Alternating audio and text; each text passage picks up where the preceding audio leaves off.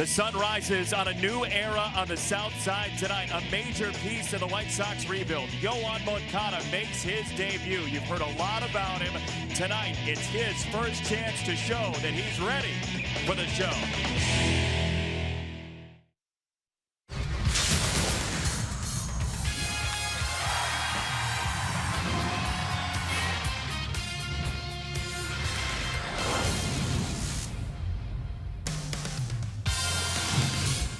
White Sox baseball on CSN Chicago is presented by State Farm. And for those folks who bought a ticket early for this Wednesday game with the Dodgers, they won the jackpot. Yoan Moncada's debut in Game 2 of this two-game series. Thanks for joining us once again. Jason Benetti, Steve Stone along with you. He has been here before with the Red Sox last year, but we have not seen Yoan Moncada in the majors in a White Sox uniform. The #1 prospect in all of baseball by most calculations. Since the Chris Sale trade, everybody said, when's Moncada coming to the major leagues? That was answered last night. It's tonight, and it's very exciting. We'll take a look at him. He's got power from both sides of the plate. The switch hitter has very good speed. He's an excellent base stealer, and he's improving defensively. So this is a guy that was a must. If you're going to trade one of the #1 pitchers in all of baseball, you have to get the #1 prospect back. That's exactly what the Sox did in Moncada. Let's take a look at him. He's from Cuba, as you see, born in 1995 and 6'2", 205. He's got great size.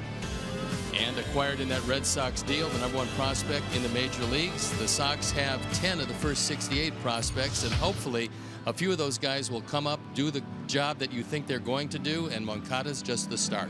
Yoan Moncada is here because a roster spot was opened up. In fact, a couple last night after the game. Todd Frazier, David Robertson, Tommy Kahnle, all going to New York.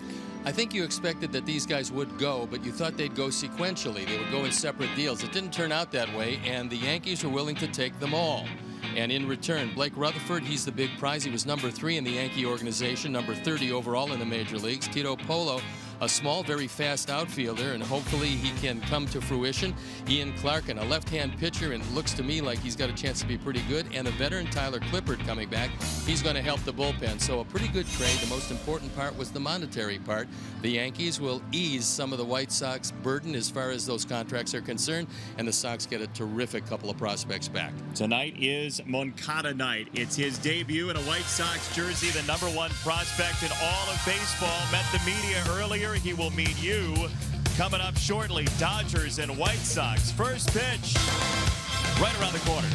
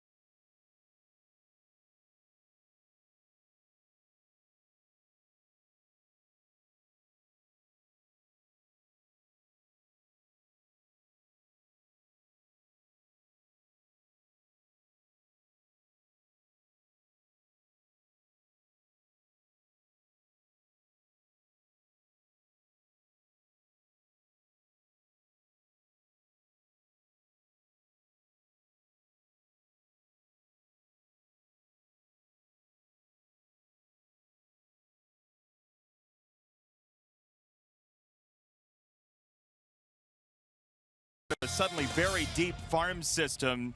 10 of the top 68 prospects in baseball, including pitcher Dane Dunning in A-ball. Dane, you're joining us from in Winston-Salem, where you have jumped from Kannapolis. What's the difference in levels that you've seen so far this year? I mean, basically there's a couple hitters in each team that are just fight a little bit better, and they see the zone a little bit better. Other than that, it's pretty much the same. The zone's a little bit smaller in some circumstances. I mean, we got to make do with what we got, and but yeah, that's the two main things that I see really. It's just the zone, and there's a one or two more hitters that can actually like see and be able to put good swings on balls. Dane, as the #1 draft pick, you obviously dominated at a lot of different levels. And tell us a little bit about what you believe you've got to work on to take the next step. Mainly it's just location with all of my pitches. I mean, I feel like that's a big key no matter what level you are, or no matter who you are, anything, you got to be able to locate the bottom half of the zone. And I think that's something I need to really like work on and stay focused on, and just pound the bottom half of the zone and be able to give myself better results. What have you learned so far this year? Really, it's pretty much just do what I can do. Go out there. I mean, each game I can only control what I can control. What happens behind me in the field, I can't control any of that. So all I can do is just control where I'm pitching balls and what happens if I get a ball back at me. Your thoughts on the Gators winning the championship? Loved it. Absolutely loved it. Gator at heart. Dane Dunning, thanks for joining us. Yeah, no problem. Dane Dunning live from Winston-Salem via Skype. Great to hear from Dane Dunning, part of a Sox farm system that is absolutely a cornerstone of this team's future. Part of that, Yoan Moncada is in the lineup tonight. First pitch coming.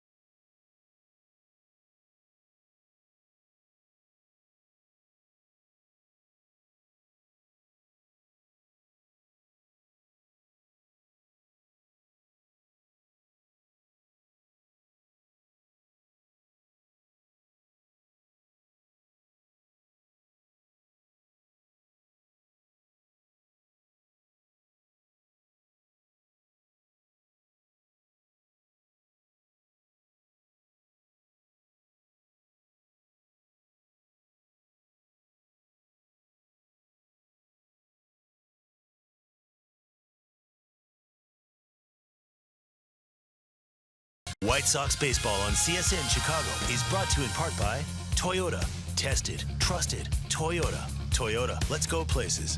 Blue Cross and Blue Shield of Illinois, through it all. By Lexus, who encourages you to experience amazing. And by Miller Lite, the original light beer. Miller Lite, hold true. We are reminded every week during a baseball season that it is a long game and that any one given moment shouldn't be assigned precedence over another. But tonight feels different. As Carlos Rodon leads the Sox out onto the field, it is the first look at Yoan Moncada in a White Sox jersey. #1 prospect in all of baseball according to most lists. And he is doing some landscaping here at Guaranteed Rate Field for the first time ever. He is out in Sox duds. This is the lineup that the Dodgers have sent out. By the way, this is a really good baseball team Moncada and the Sox are going to face tonight at 65 and 29. Taylor had the only run of the game last night. Then Seager and Turner DHing. Bellinger over at first, one of the best rookies in Major League Baseball. Forsythe, Austin Barnes behind the plate, then Kike Hernandez at third, Yasiel Puig in right, and then Trace Thompson, the former White Sox, is in center. Let's take a look at the defense and how Rick Renteria is going to line them up behind Carlos Rodon, Melky Cabrera, Alan Hansen in center field with Avisail Garcia in right. Then it's Matt Davidson, Tim Anderson, Yoan Moncada, and Jose Abreu on the right side. Omar Narvaez gets a nod behind the plate, and our Lexus Experience amazing starting pitcher is Carlos Rodon. He's on for his 4th start of the year. He's had some problems with location, as you would expect for a guy getting such a late start to this year because of injury, and hopefully he'll be able to pinpoint that fastball. You see right-handers doing absolutely nothing with him because of that great back foot slider that he throws. The umpires for the game tonight. Jeff Kellogg, the crew chief, has the plate. Tim Timmons at first, James Hoy at second, and Will Little is at third. So in what for the White Sox is a rebuilding year, we're starting to see the pieces come together, and there's a big piece out at second base tonight, Yoan Moncada. One of the things that he tried to do in his stint in AAA was shore up the defense, which is something that he had to do. They worked on his footwork. They work on a lot of different things defensively. They work on making the double play and a number of other things. We'll see how that progression is, but we're told that he's a whole lot better defensively than he was. And Carlos Rodon, in his 4th start, facing a team that's won 10 games in a row, a red-hot Los Angeles Dodger ball club. 30-4 in their last 34 games. The Dodgers starting play today had opened up a 10.5 game lead in the National League West as the Sox say goodbye to Frazier, Robertson, and Canely. We say hello to Yoan Moncada, and the first pitch of his first game is ball number 1. As we go wheels up at 7-11 tonight from Guaranteed Rate Field. Chris Taylor last night with a 4-hit game, the second for him this month. And the first hit was a dicey one. He looked like he may have been out over at first. It was a very close play. You have to weigh the value of a challenge on the very first batter of the game.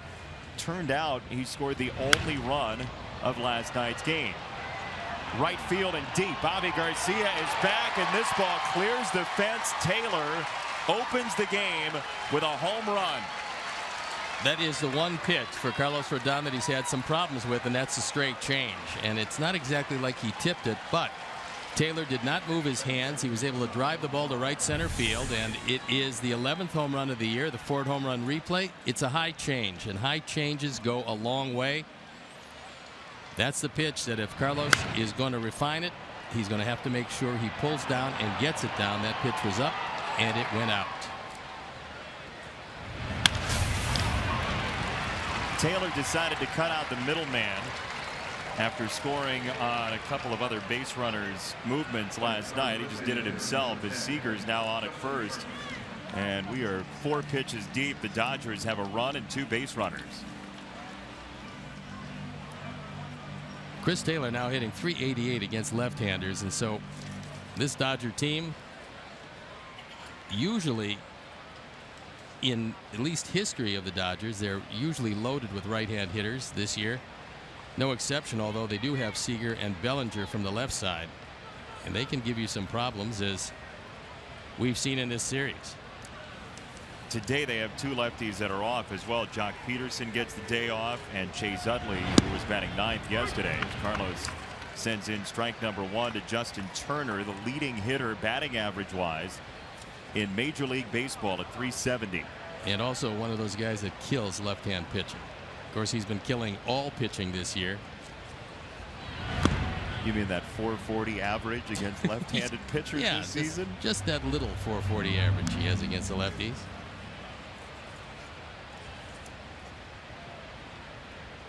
Carlos Rodon, who a couple of starts ago was 1 strikeout shy of a career high. He went 10 strikeouts and looked brilliant in Oakland at the beginning of that road trip before the All-Star break.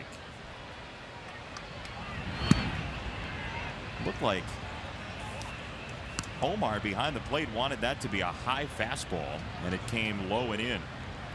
That's the biggest problem with the guy starting his spring training in the middle of the season. You don't have a chance to ease your way in.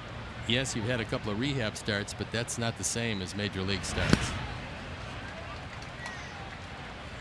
Carlos Rodon, whose slider the last 3 years has been one of the least hittable in Major League Baseball. He is 4th best in terms of batting average on sliders at .151, dating back to 2015. That's of all pitchers. Turner hits this ball in the air. And Avisail Garcia is underneath for out number 1. It's good company for Carlos Rodon in terms of that slider batting average against Dallas Keuchel, Max Scherzer, Sonny Gray. The only 3 guys ahead. This Dodger team 20-9 when a left-hander takes the hill against them, which is awfully good. So is 45-20 when a right-hander takes the hill against them. So they terrorize pitchers regardless of who pitches. On base percentage at .343 as a group, 3rd best in Major League Baseball. They walk a ton, 30 more walks than anybody else starting play today. And they've got a bullpen that can absolutely close you down, as we saw last night.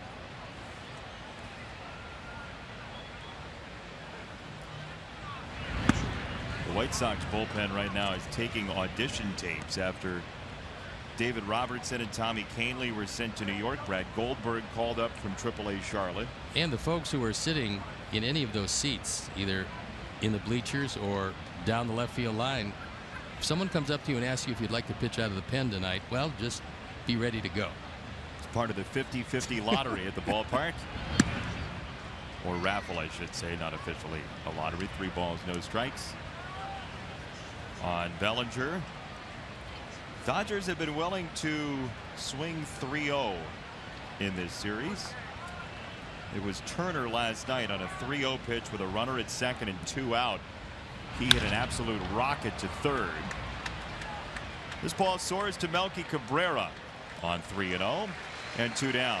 I credit Dave Roberts for allowing his guys to swing away 3-0 because, first of all, in this situation, the first inning, you know you're going to get a fastball. It might be the best pitch you have to hit in the sequence, and Dave Roberts, who was a pretty good offensive player himself, allows his guys to swing at it. Now, it's not a must swing. It's something that if you like it, if you're guessing, and most guys just guess location. They pretty much know they're going to get a fastball. They're looking for a fastball, and it's their preference, whether it's middle out, middle in, whether it's thigh high or belt high. If you get that pitch, you're going to try to do some damage, and he allows him to do it. That time, not successfully. Left with 2 out and a runner at first for Logan Forsythe, who has made most of his money this year hitting left-handed pitching with a +200 split essentially against lefties versus against righties at 383 versus 185.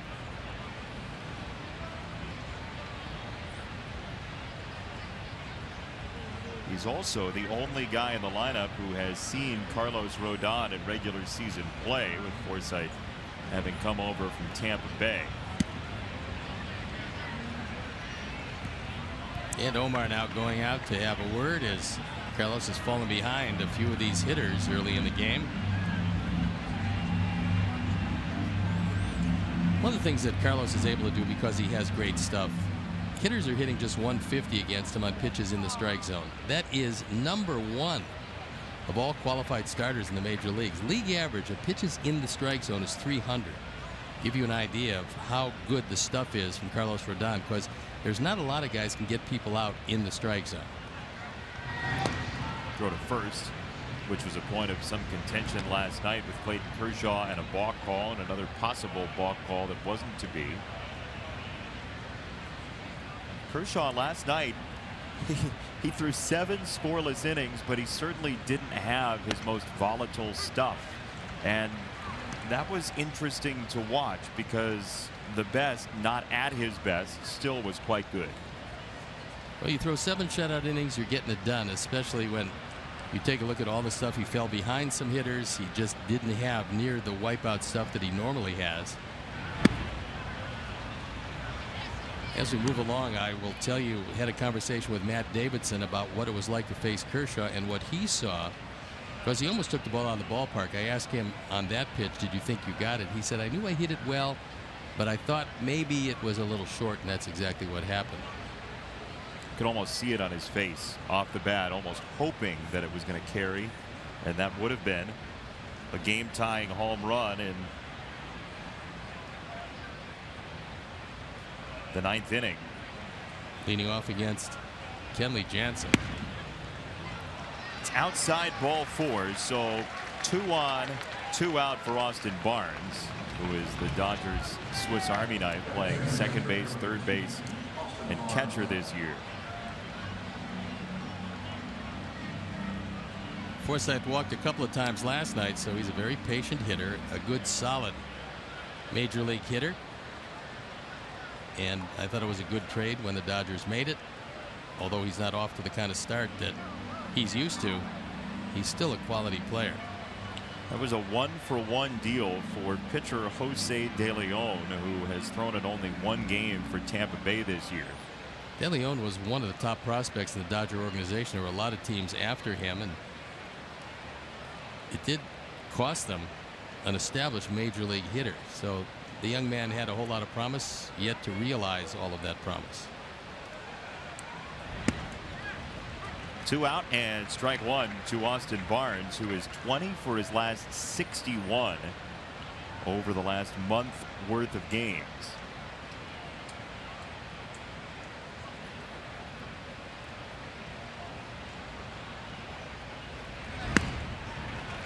There's the slider, 0-2. The Dodgers feel like Barnes would be a #1 catcher with a number of other teams. They've got Grandal. They're very happy with what he's done, and so Barnes gives them a backup catcher who can play a number of different positions, which is unusual for a backup catcher.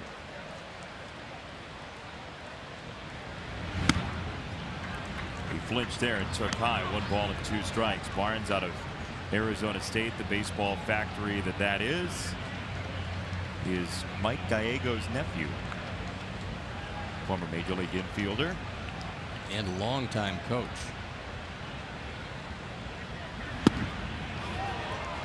Inside, 2 balls and 2 strikes. This one does miss, as Omar told you, by dragging it back over the inside corner.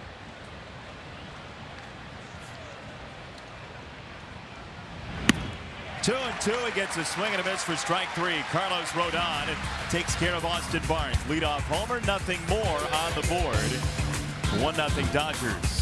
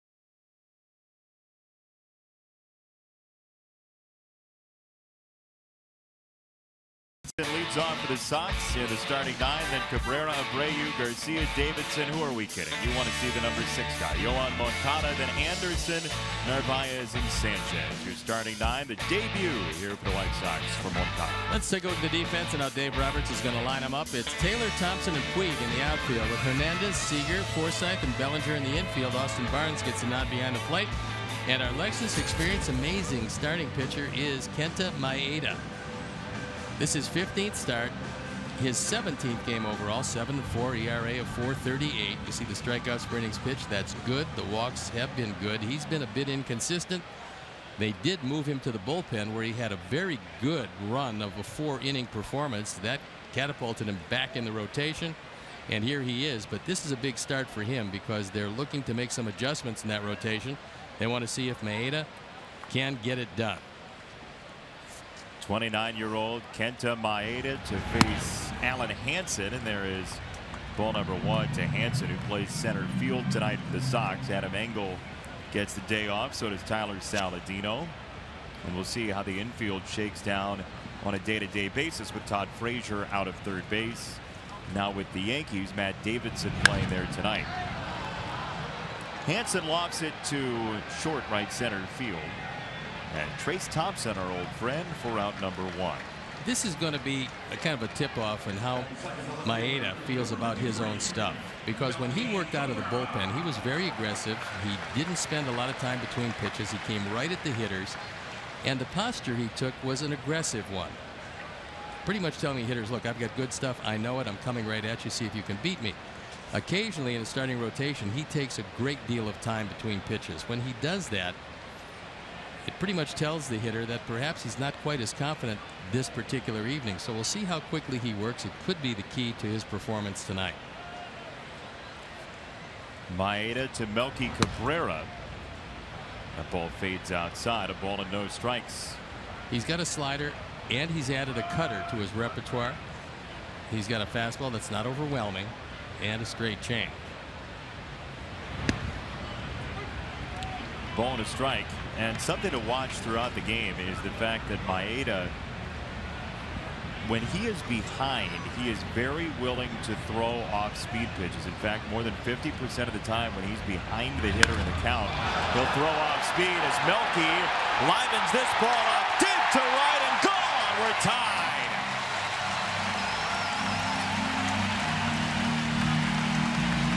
That's home run number 12, RBI number 54, as Melky wastes no time in taking a Maeda fastball and taking it out of the ballpark.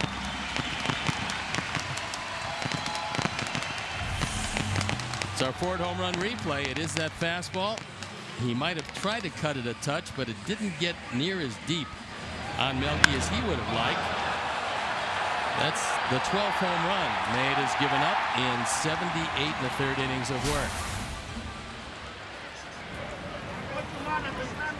So the Sox have tied the game. First run of the series for the Sox. And there's ball 1 to Abreu. But as you look around, Frazier is gone. Robertson is gone. Some veterans from the clubhouse. Tommy Kahnle is gone as well. And Melky Cabrera is one of the last of the Mohicans in terms of possible tradable commodities, or guys that the Sox would really heavily think about trading, as that ball's hit well to right field by Abreu, but not well enough. Puig is there for route number 2. The point being, Melky might be a possible trade chip down the road as well. We shall see. Time for picks to click, and Steve, pandering to everybody, decided to take Yoan Moncada. There was no pander in there. There's definitely pandering. It's his night. You decided that you were going to be the grandstander and take Moncada. Ooh, pandering grandstander. I like that. It's like handstanding. Crew with the good start tonight. Should have gone with Melky. I know. I got off Melky and allowed him to excel. Normally when I get off a specific horse, they do really well. It's the Steve Stone cover jinx. It's kind of a curse, yeah. I like a partial curse. Kind of a curse.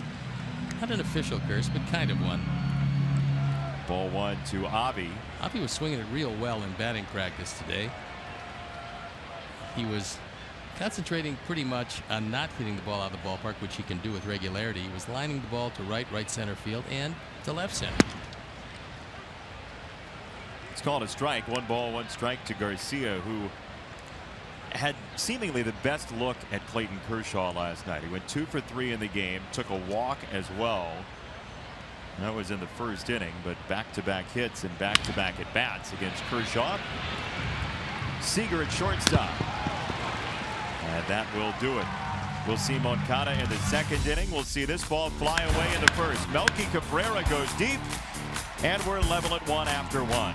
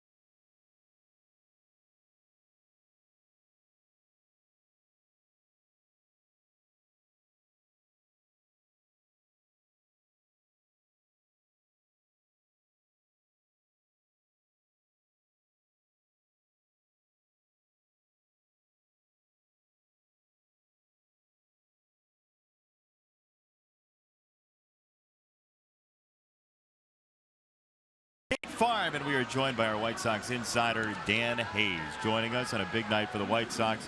Yoan Moncada is here, and he was picked up at the airport by a very special driver, huh? Yeah, Jose Abreu. He's apparently an Uber driver on the side. So Abreu said he decided he wanted to pick him up. Moncada said he actually texted him in the morning and asked for him to, and Abreu thought, of course I'm going to. This is a guy I want to be here for, and I'm going to be here every step of the way. And he figured he'd go pick him up at Midway. They had to fight a little traffic. It was a little difficult, but Rick Renneria said he liked it because Abreu showing leadership and basically saying, hey, this is the foundation we want to set for you, and this is very important, and here's what to expect, and thinks it started off on the right foot. Very nice to see from Jose, and they've known each other for a while. It was dating back to when Moncada was 15, right? Right. Moncada was 15. They started to play together for Cienfuegos when they were 17. Moncada was 17. They played a season together, and at that point, Jose Abreu was that Cuba's ball biggest guy. Is crushed, and it is gone. Kike Hernandez gives the Dodgers back the lead. Yeah, at that point, you were saying? Abreu was Cuba's biggest baseball star. Pito, everybody called him Pito, and so Moncada has always appreciated who he is, and he's always taken him under his wing, and they've had a special relationship since the White Sox acquired Moncada in December. We saw it at the Sox Fest and throughout spring training. It's our Ford home run replay on the home run for Kike Hernandez. So the Dodgers showing the long ball here. I think some people want to know as well about the bullpen, because we saw David Robertson leave. Tommy Kahnle's gone. What gives? Who's left in a lead in the ninth inning? Who's going to close? Yeah, the immediate question last night on social media was, who is the closer? And Rick Renneria said today that Tyler Clippard, who did arrive, is going to be the closer for now and get a lot of high leverage situations. He's pitched in those situations before. He's very experienced. We asked Clippard how he's doing, because obviously it's been a little bit of an emotional time being traded in season, and he said, you know, he's a little wiped out, but at the same time really enjoyed the vibe and the energy in this clubhouse, liked the fact that there's a lot of young players here, and is excited to be here. Well, certainly he's ready to go, and now he gets his opportunity. You're not going to close much in New York when you've got both Betances and Chapman there, so he's getting an opportunity to do something that he's done at various times of his career, so I don't think he'll be overwhelmed with this. Yeah, talking to some of the other guys about that, Anthony Swarzak said it's surprising to have been through this. It was a weird situation last night. I mean, you see 3 veteran teammates walk out, but he also knows that his own situation is going to get some more high leverage spots the way he's had all season, but you'll see him a little bit. Jake Petrichka said today he's on the mend again. He threw a live batting practice. It sounds like he's close to going out on a rehab assignment, and he said it's very important at this point just to help take up some of these innings, that guys they understand the situation with Robertson and Kahnle gone. On the ground is shortstop and one down. Have you been on Reddit? Do you hear anything about any other trades? I have not been on Reddit today. I didn't get through that part of my regimen, but anything's available at this point, and Rick Hahn said that we're still very open for business. There are some interesting pieces left. Obviously, we just saw Melky Cabrera hit a home run. He's potentially somebody that guys will want to add to their team. There's a few others. Eviseo Garcia will be an interesting case just to see what kind of market there is for him, because obviously he's played so well this year, but he's here, he's 26, and he's here for a couple more years, so that can put a few wrinkles into that. Well, also the fans have to realize that as we head to the end of July, where you can make a trade without waivers, there's still a lot of consequential deals to be made all over baseball after that from August 1st on, because before you solidify your rosters for the playoffs, you can pass through waivers and then you make a deal. And there's been historically some wonderful trades made after the deadline, and Melky might be one of those guys to fall into that category of nobody taking him because of the money early. Then if he passes through waivers, which they feel he's going to do, because again, nobody wants to take that particular salary that's left, and this is the last year of his contract. But if that happens, then you've got a chance to move a guy, and who knows what you get in return. If you get some teams that are really hungry, especially as they get closer and they realize that he might be the missing piece, then you can get from him what Rick Hahn has been able to do along with his whole front office. This has been a magnificent tear down and rebuild because of the enormity of the prospects in return. I think when the Sox look back, they probably are very pleased with who they got in all of these deals. they definitely got the right amount of value for what their players are worth, and that's one of the things. We won't know what these guys are for 3-4 years, how they're going to turn out to be, but they got the appropriate value for what their players were worth at this time. And we were talking about the waiver deal. The most recent one that comes to mind for me is Alex Rios went to, I believe, Texas in 13, and Leury Garcia came back in that deal. There have been a few others, obviously. Jordan Beckham was after this deadline. Alejandro Diaz was, a couple like that. But Rios, Adam Dunn, there's a few guys out there that have gone through. Well, Dan Hayes, always great to see you. Thanks for having me. Thank you for stopping by, and keep on churning. I know it's a long time till the deadline, and some hard work going on from reporters too. So apparently, yeah, at least some of the reporters.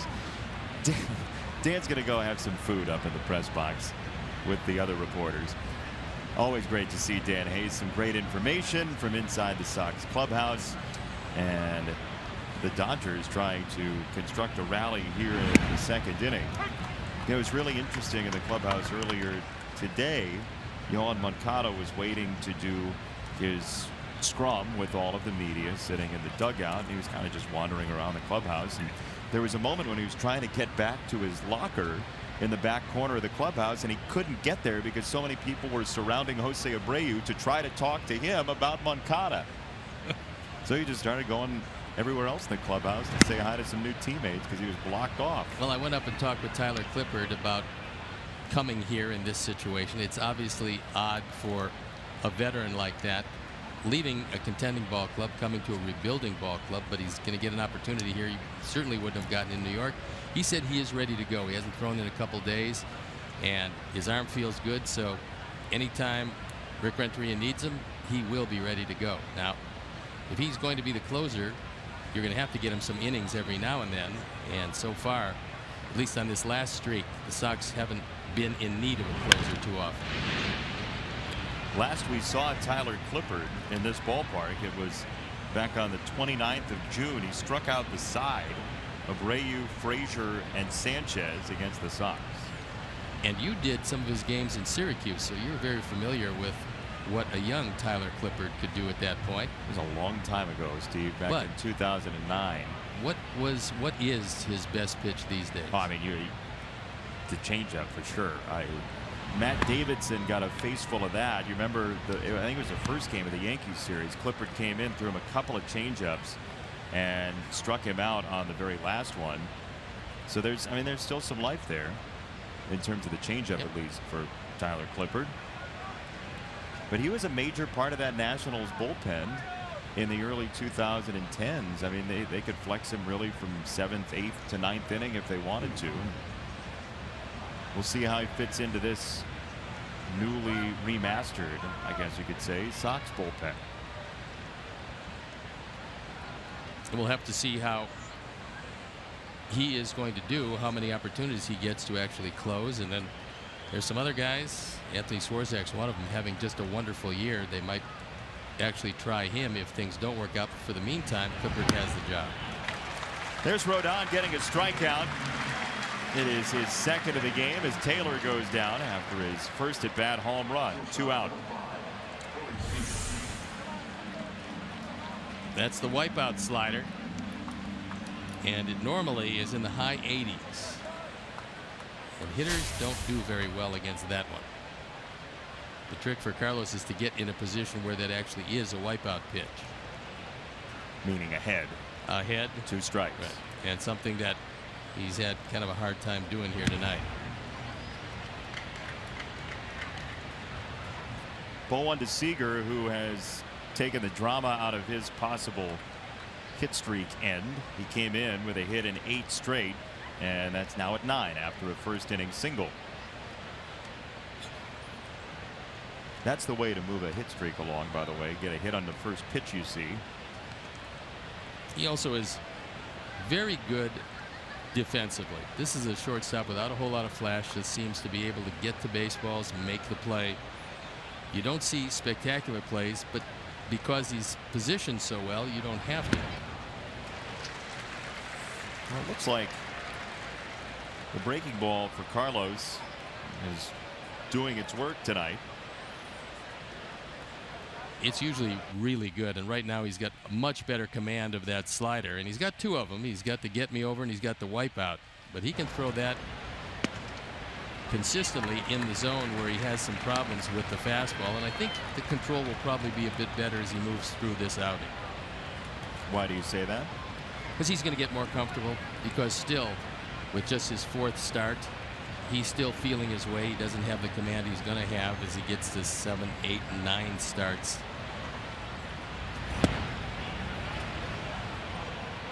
He did not go. Seager 2-2.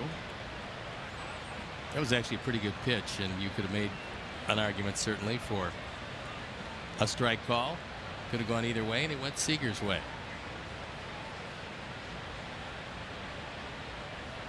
Here's the wipeout slider. Let's see if he does wipe him out.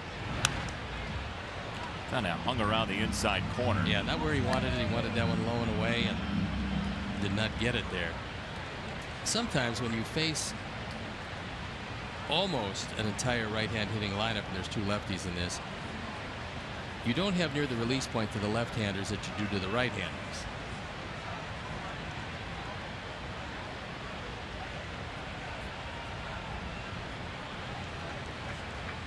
This is a Dodger team, by the way, that has won 10 straight games as they come into tonight. They've won 10 straight twice this season.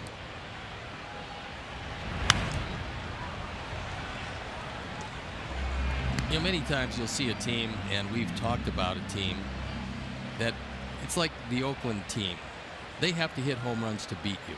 That's just kind of the way the team is built. And there are teams that are one-dimensional, sometimes two-dimensional, but this Dodger team is not like that. They're not going to bludgeon you. They don't have that kind of an offense, but they have a number of different ways to beat you. On the ground, second base, and Yohan Moncada, the prelude to his first at bat, is a ground ball put out. He'll get second in the home second after this.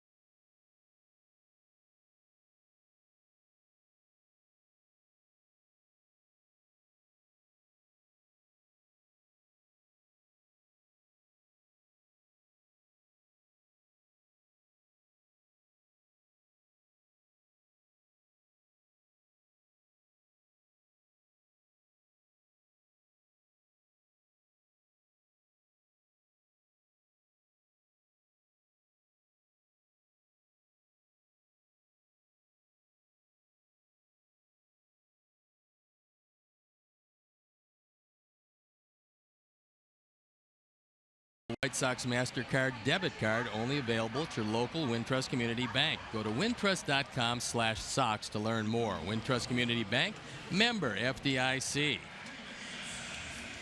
Well, this is the inning. Yohan Moncada, the #1 prospect in all of baseball, according to MLB.com, and most lists, will bat second. It's Davidson, Moncada, and Anderson here in the second inning.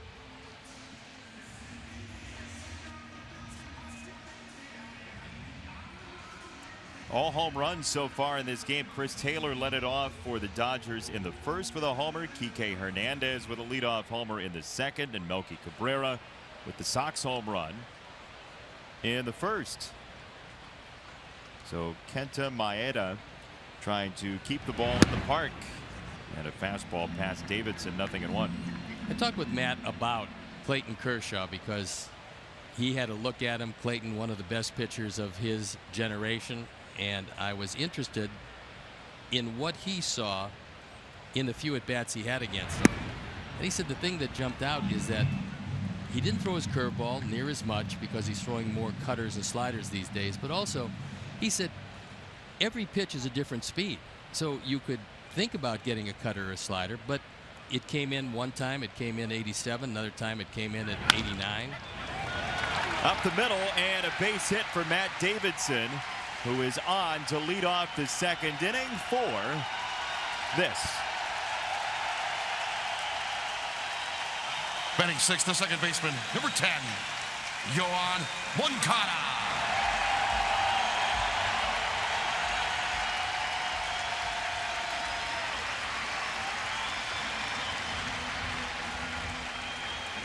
A very warm welcome for the 22-year-old Cuban making his first appearance in a White Sox jersey. Great thing about this is normally you have to do something to get a standing ovation. He got one before he ever took an at-bat in a White Sox uniform, and that's pretty impressive. A lot of the crowd still standing as Moncada takes a strike. Jason already told you that he's a better hitter from the left side. That's where most of his damage is done. This is a unique combination of power from both sides of the plate and base stealing speed. One of the top base stealers in all the minors the last couple of years. That is strike two, and he's got the fans completely on his side, even though that looked like a strike. Yeah, they're both strikes. So Jeff Kellogg called two pitches. They're both in the zone, as you can see by our pitch cast, sponsored by Honda.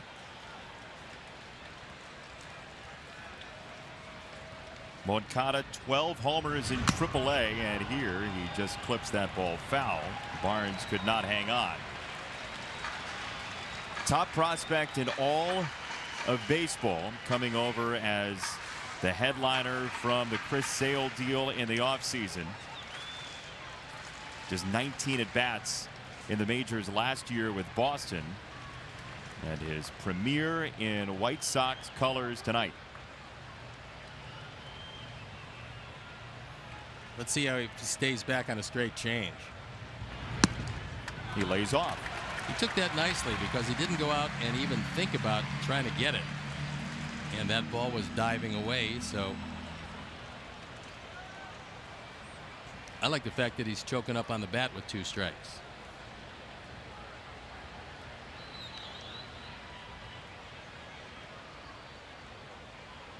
That's a fastball upstairs.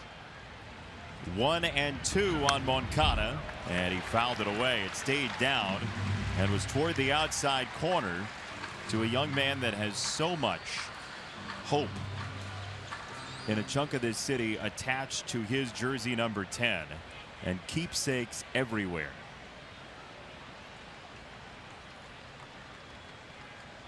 He does have a pretty good eye. He walked 49 times at Charlotte. 1-2. Just outside or so. 2 balls, 2 strikes. That was a backdoor cutter and actually a pretty decent pitch. But when you have your catcher setting up over the inside corner, Barnes can frame it all he wants, but because he moved well across the plate to catch it, you don't get the benefit of that call.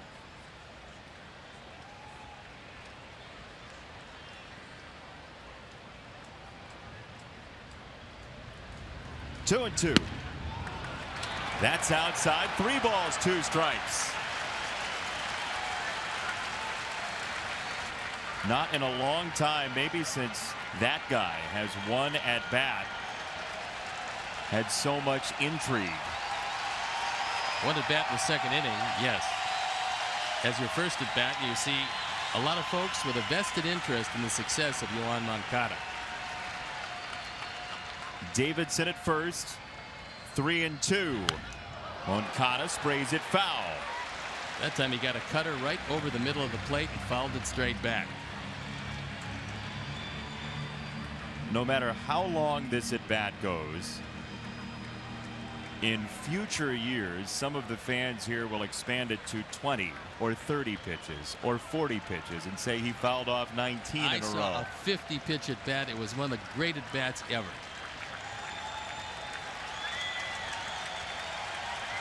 As it stands, it's been a dandy. 3-2 again, and he takes ball 4. A standing ovation in part for a walk in the second inning. He was down 0-2. That turns out to be a good at bat because he spoiled some pretty good pitches, and we will look back, and I think that you, being involved in the pick to click, should consider the fact that that might have been the biggest walk of the year to this point. We're going to look back at Yoan Moncada's first plate appearance in Major League Baseball and feel like it is just absolutely, truly remarkable that you're still lobbying for picks to click. You think that's the takeaway from that at bat?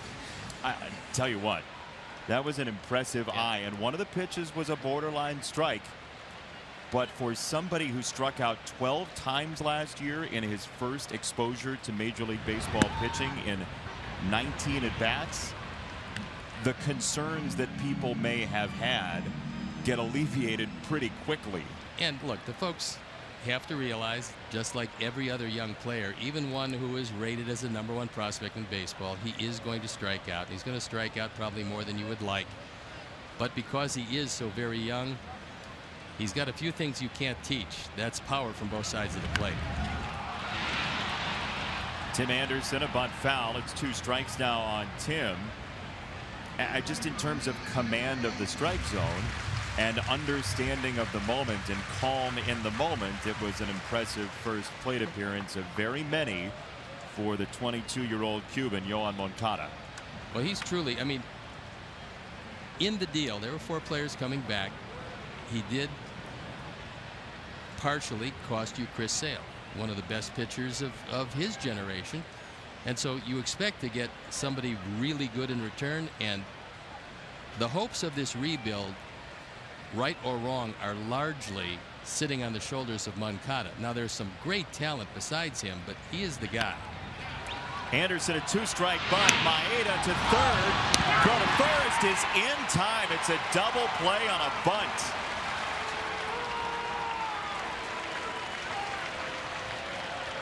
This is a good play by Maeda, as the bunt was too hard. That's one thing. And Tim is not really running.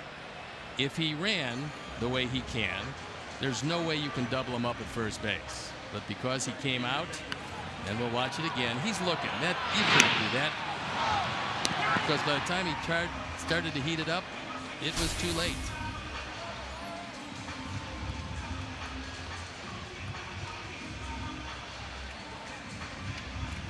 So 2 down, only Moncada is left, and here is Omar Narvaez.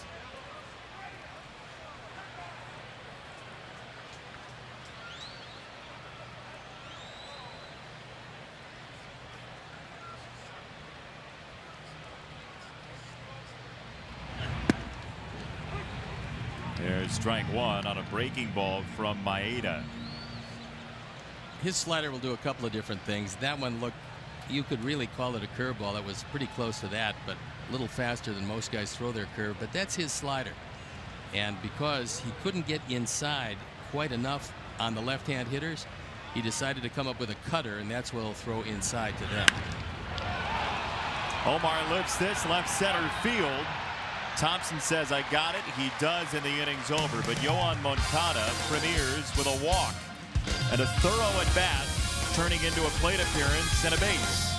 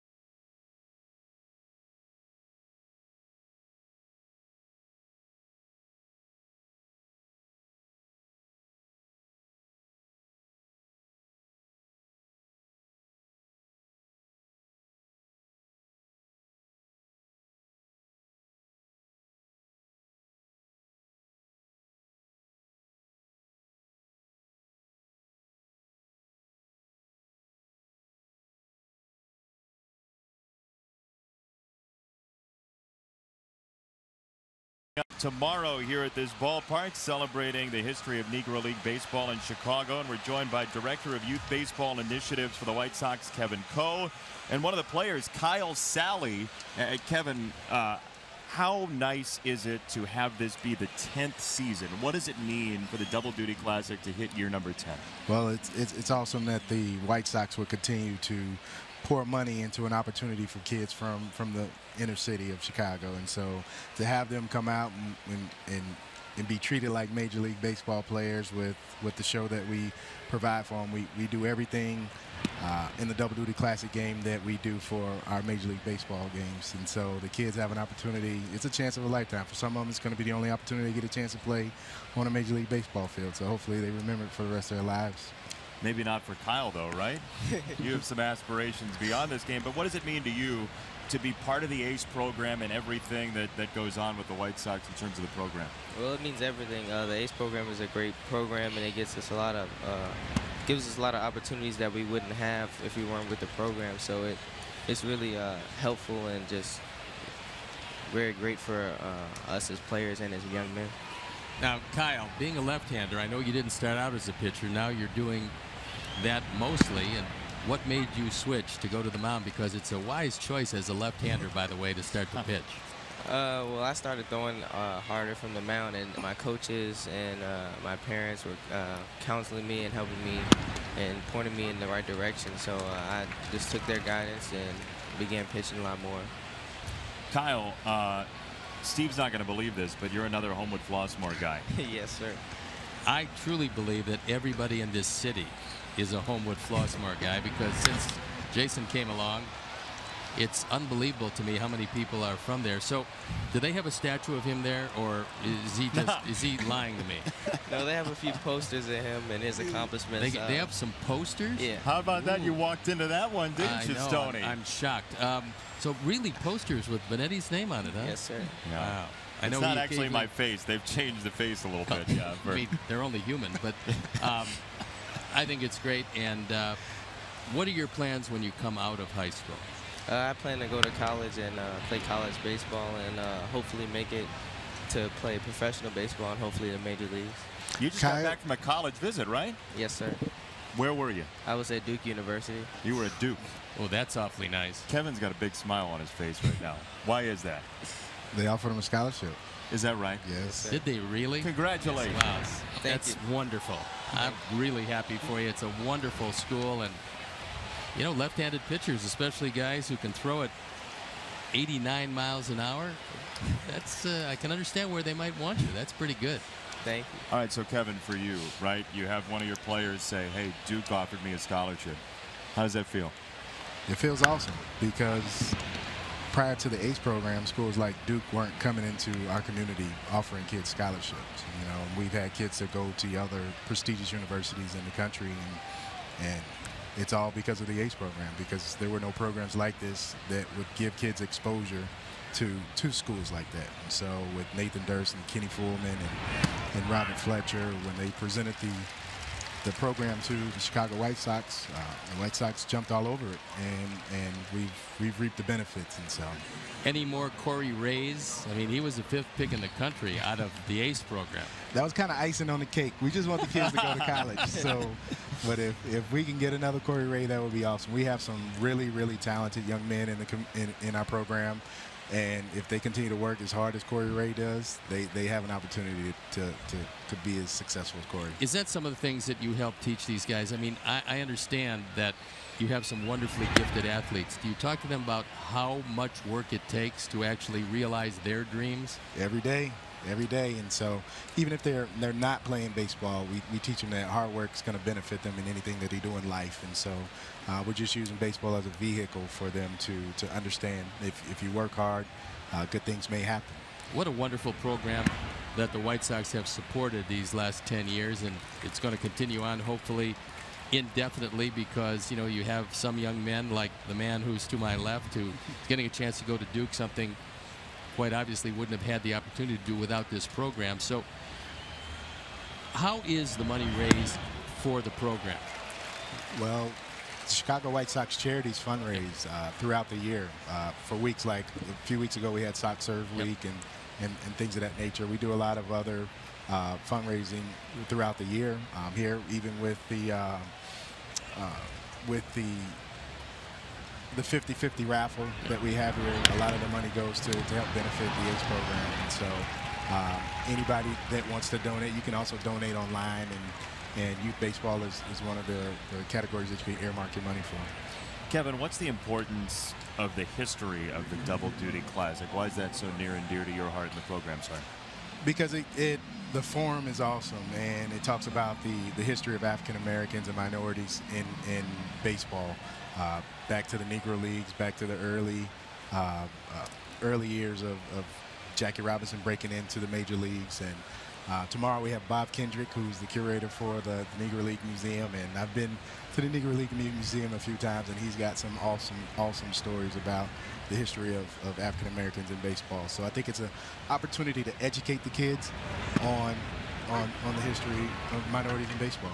I learned a lot from the forum last year. You and I did the Double Duty Classic. It's great fun for folks that want to see some very good Chicago baseball here at the ballpark tomorrow. Absolutely. We have some talented young men. Alec Thomas is leading the way. He's a member of our ACE program. He was Gatorade Player of the Year for Illinois this year. He's an All-American. He's playing in the Perfect Game All-American game and Under Armour All-American game this year, and he has a chance to make the national team, the 18U national team. And so we're really excited about having him in the program. We have some other talented kids from around the country, one from Wisconsin, a few from Michigan, and so we're really looking forward to the game tomorrow. Well, we just want to know from Kyle, when you become a big star, we want to know if we can have you back here and if you'll talk to Jason and I. I know you'll talk to Kevin, but I want you to be able to talk to us because, you know, sometimes you get to be a star and you forget the people that you leave behind. We just don't want that to happen. Oh, that won't happen. We have that, right, guys, in the truck? We have that recorded, don't we? I actually ran into Roll Coleman during the Super Regional round. I had Vanderbilt to the Super Regionals, and he could not have been more glowing about the program and everything that it meant. And it's got to be neat for you to see guys not only like Kyle just going to college, but some of those names, guys that got drafted this year. Yeah. Kevin? Roll Coleman was one of them. When I heard he got drafted, I was excited like he was my own son, because if you watch him play, he's a kid that's 5'5", and you know he's built like a tank, but he can really play baseball. And I was just happy that an organization was willing to give him a chance to play professional baseball, because I know he's going to excel. He's playing pretty well thus far. And so, you know, with the other kids, we had another kid, Donovan Williams, signed this year with the Cardinals out of high school. And so he's another talented kid that, to be honest with you, when he was 14, he wasn't one of the best players, but through his work ethic and his passion and his drive, he worked himself into a draft pick. You're always teaching, by the way. When you said work ethic, you turned to Kyle. Absolutely. Just for fun. I know he's got the work ethic, but you're always in teacher mode, aren't you? Yeah, absolutely. He wouldn't have be throwing up 89 miles an hour. Kyle is always, every time I go to our weight room, he's in there working with our strength and conditioning trainer, Jason Griffin. So. Well, I know from coming up, and I know this surprises you, but I was never 6'4" and 230, and everybody wanted to tell me what I couldn't do. And the one bit of advice that I will give to you is don't allow anybody to tell you what you can't do, because you can do anything you want to do by outworking the other guys who are trying to go after the same prize you're going after. There's a lot of people that want to tell you, well, you can't do this because, and then they tell you why you can't do it. You don't believe that. Believe in yourself. Believe in your coaches, the people who have gotten you to this point, and you're going to meet some other guys at Duke or wherever you go that are going to really help you. But first comes the self-belief. And if you have that, you have everything. Absolutely. Yes, sir. Great advice. Thank you. Thank you. I appreciate it. So Double Duty Classic, Kevin, tomorrow at the ballpark here at Guarantee Rate Field. Starts at 1 o'clock. Gates open at 12. If you want to come early, we have some entertainment outside of Gate 5. It starts at 11:30. You gonna be singing? I won't be out there. You won't? I wish I had time to go out there. I'll be busy prepping the kids and be prepared to play in the game. And so You're doing some color as well tomorrow, right? absolutely, minus you. I wish we could do it again. I know. But me and Connor McKnight, we met today, and it's going to be fun. It's going to definitely be fun. I really enjoy doing it. And so I had the opportunity to listen to our game last year, and I was very surprised. I'm going to miss doing it. And that was your first ever opportunity to do one of those games, right? I did it the year before. Oh, you did it the year before. Right. And so this will actually be the third year of doing it. And I guess they selected me because I know most of the kids, and I could talk educated on the kids. And also, you're good at it. I had a great time last year doing the game. It's really fun, and it's wonderful for Chicago baseball and just nationally for the profile of players like Kyle to just get them noticed. You know how it is, right, Kyle? Like, you just have to have some eyeballs on you. Absolutely. Absolutely. So can't wait to talk about Kyle and the rest of the guys that are on the roster playing in the game. And so it's going to be really fun tomorrow. Double Duty Classic coming up tomorrow. Somebody's going to need a new baseball bat to hand to Austin Barnes. And the inning is over. Kyle, Kevin, thank you so much. Thank you so much. Pleasure. Kyle, good luck. Thank you. 2 on your score. Dodgers with the lead.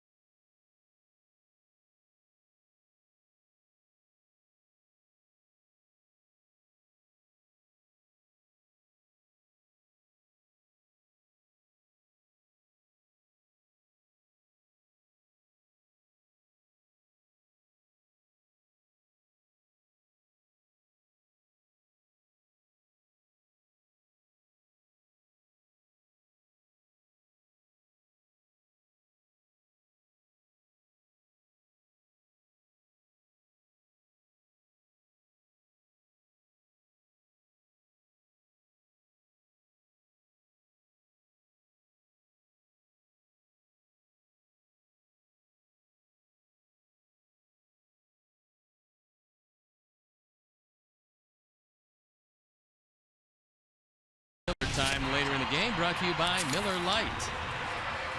And don't forget, the 2017 Chicago White Sox are presented by Guaranteed Rate. Go to rate.com for a low rate and the best mortgage experience on the planet. Now look, the Double Duty Classic is a fantastic game. I loved watching it last year. The ACE program is tremendous.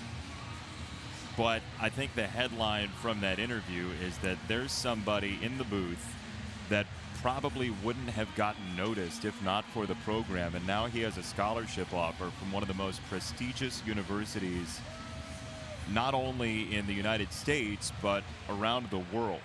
And I think he, as well as anybody else, realizes that he'll be able to take that education wherever he goes.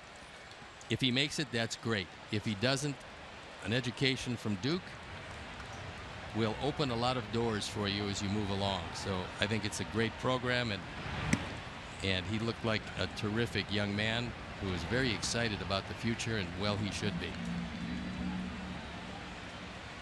Well, talking to Kevin Coe off microphone, he said, look, that is the best part for us, is that these kids get an opportunity that they wouldn't have gotten otherwise, and he said it. He's like a father. So I know the game was going on while we were talking to them, but it's really enthralling what White Sox charities and Jerry Reinsdorf and everybody involved have done for some kids in the Chicago area who don't come from the most well-off backgrounds and don't have a lot of fields to play on. Even it's as simple as that. Sometimes there's not a whole lot of place to play, and the Sox offer that as well. And for those of you who stay with us and watch a lot of games, you realize that we do a lot of things in conjunction with White Sox Charity to raise money for them. And this is just one of the places that White Sox Charities imprint their philanthropic aspect on the community.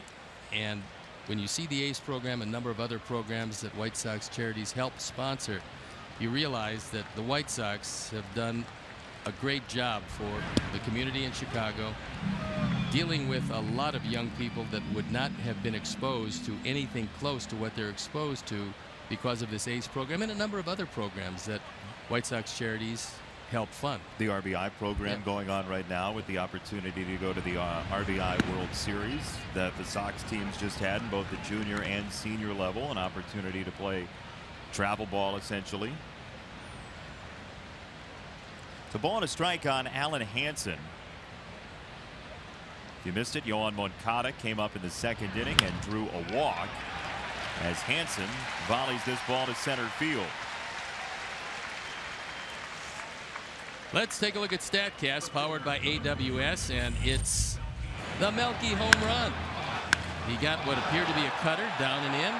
Exit velocity of 94.6. Launch angle of 25.3, and it was good enough. It didn't go all that far, but it certainly was effective, tying the game at the time at 1.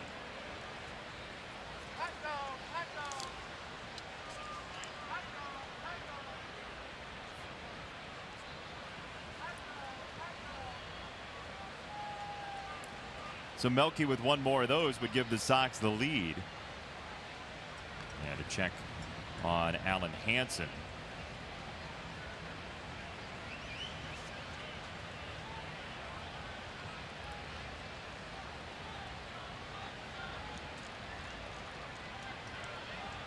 Bad news for the Diamondbacks. J.D. Martinez was hit on the hand in his debut and left the game. That's something they were looking for in an already powerful offensive lineup. Martinez was going to be some of the icing on the cake, and we'll have to wait and see exactly what happens to him. Todd Frazier was hit on the hand today as well in his Yankee premiere. And there's the off chance that the Padres wish they would have hit Nolan Arenado on the hand multiple times. Well, what a day Nolan Arenado had. 5 for 5, 3 home runs, 7 driven in, as his Colorado Rockies murdered San Diego. We're talking about people injuring their hands, and I think there's some sympathy pains for Alan Hansen for a moment. We went over to talk to Darryl Boston, played around with his hand a little bit, and off we go. Nolan's an exceptional player, though, isn't he? There is no doubt. I mean, watching him in Colorado, watching what he does up close and personal, you realize why he has all the defensive accolades. And, of course, from an offensive standpoint, when you lead the league in home runs and runs batted in for 2 straight years heading into this year, you're pretty good.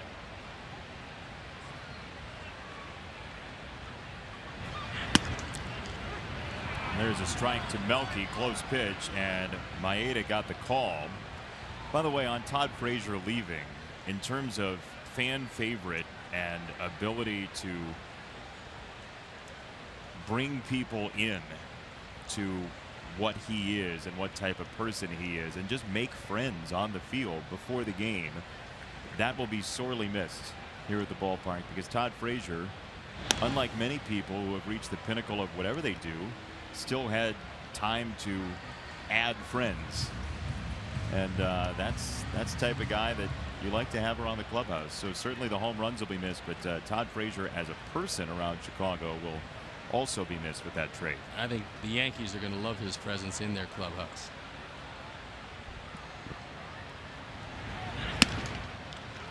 Up and out, 2-2 on Melky Cabrera. So here are the terms of that deal. Frazier, Robertson, and Canely go to the Yankees. Rutherford is the headliner coming back. Top 30 prospect. Tito Polo, a speedster. Clarkin, the young pitcher. And then Tyler Clippard, who will now be the Sox closer, it looks like. And certainly a part of that is picking up contracts and the Yankees being involved in taking some money off the hands as well. As Melky wraps this to second base, and Logan Forsythe for out number 2. Hansen to second base. Hey, Sox fans, for the first time ever, the Chicago White Sox are offering a limited edition cancer ribbon White Sox cap. $10 from every cap sold will aid Chicago White Sox charities and Rush University Medical Center in supporting cancer research. Caps are available in park and at the Chicago Sports Depot for a limited time. Get your hat today and join the team for a great cause.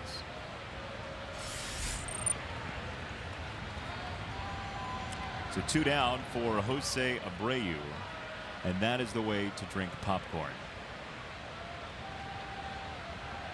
Why eat it when you can drink it? I can understand that. She's having quite a time, and that's a lovely baseball cap that she's sporting. Jose's usually awfully good in these situations because he will shorten his stroke.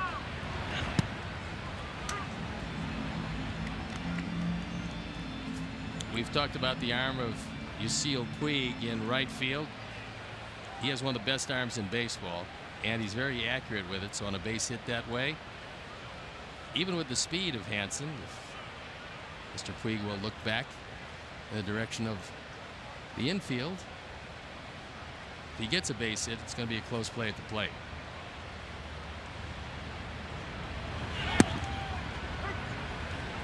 Got a strike. 0-2 on Abreu.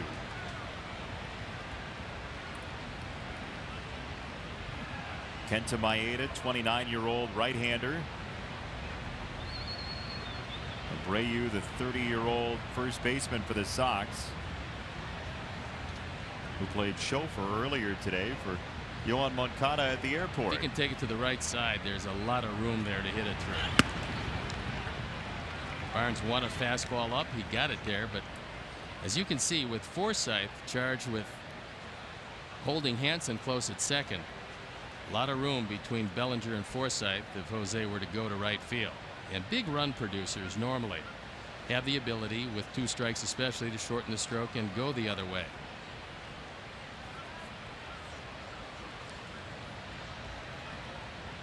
Hansen at second, 1-2. Abreu right side, hard hit, but right at Forsythe. Well, he did what you were talking about, but it did not elude the Dodgers' second baseman. Hansen stranded. 2-1 your score after 3.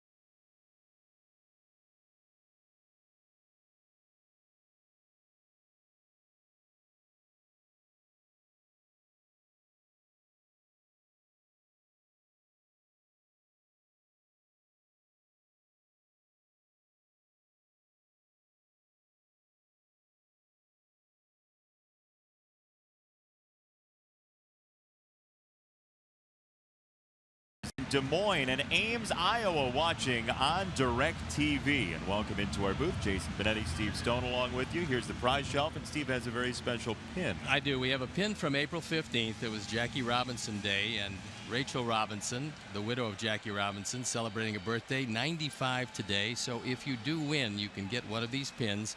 There's not too many of them around, but this is one of them, and this is a very special day for it. So Just win Sox math. Very easy to do. Or you could win plasticware, but I would suggest the Jackie Robinson. Yeah, well, the plasticware, depending on what you have to eat.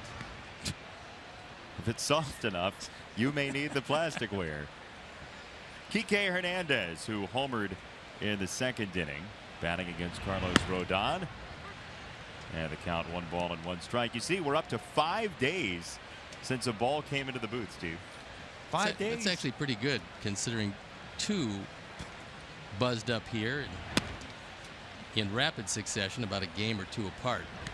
So I like the respite. Thought for a moment they're going to start catapulting cows in here as well. It was getting a little dicey, maybe is the word you were looking for. Yes, homerish. Kike Hernandez with his second of the game.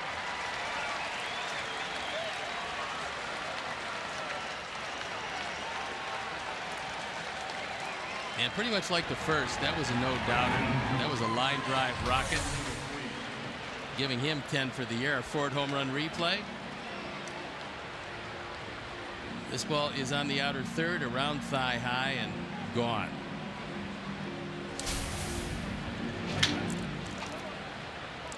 So Kike Hernandez,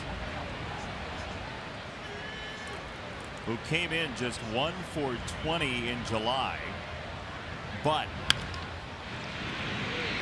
now with 10 homers as Anderson goes after this ball, and he is a little bit late on the throw, so Puig is on.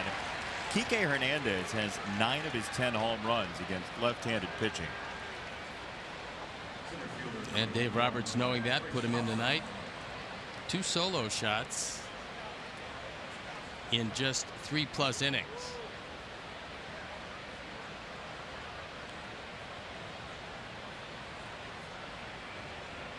So 1 on, nobody out, and Trace Thompson the batter. Trace Thompson and Todd Frazier were in the same ballpark. They were involved in the same trade. Thompson didn't get in the game last night and was the last guy left on the bench for the Dodgers. Now Frazier's gone. It's like when you say, hey, have you seen this person and his lookalike in the same room ever? We've not seen Thompson and Frazier in the same game. And hard pressed to see him in the same park too often. Yeah. It's going to be even tougher now, especially in this series. Well, Trace, when he went over, I mean, he's got a world of talent, a wonderful athlete. It does run in the family, but he went over and had some back issues right away, which unfortunately have curtailed the early portion of his career. But again, a world of talent. He needs an opportunity.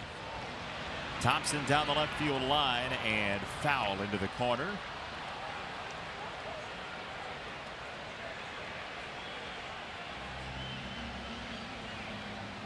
Brother Klay Thompson, one of the great players for the Golden State Warriors. Pretty fair country basketball team, those Warrior fellows. You think they can shoot a little bit? They can shoot a little bit, yeah. Steph Curry has some problems on occasion when he's only shooting 55% behind the three-point line, but other than that, they're pretty good.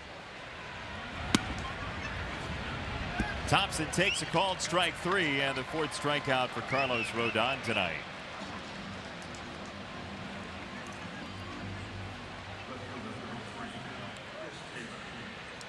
We'll get you your Sox math question for tonight. And there it is. Yohan Moncada's jersey number multiplied by the home runs Moncada hit in Charlotte this year, minus his age, plus Moncada's place in tonight's batting order. You can win the very first Yohan Moncada themed Sox math if you play on Twitter right now. Hashtag Sox math. First correct answer wins a prize off the prize show.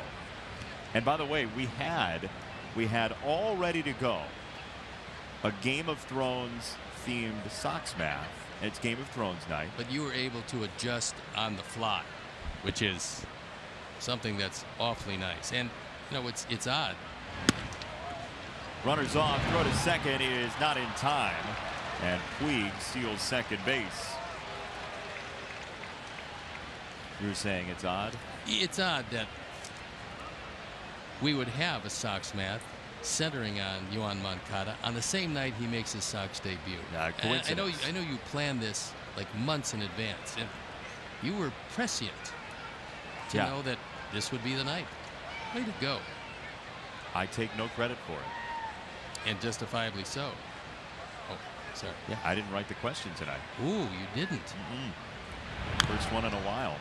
Our producer, Keon Dolachahi, offered today's Sox Math quiz. Very nice. Yeah, but the Game of Thrones Sox Math quiz was a real good one. But with Moncada here, we decided that we'll save it for the Double Duty Classic tomorrow. Game of Thrones Double Duty Classic. I don't know.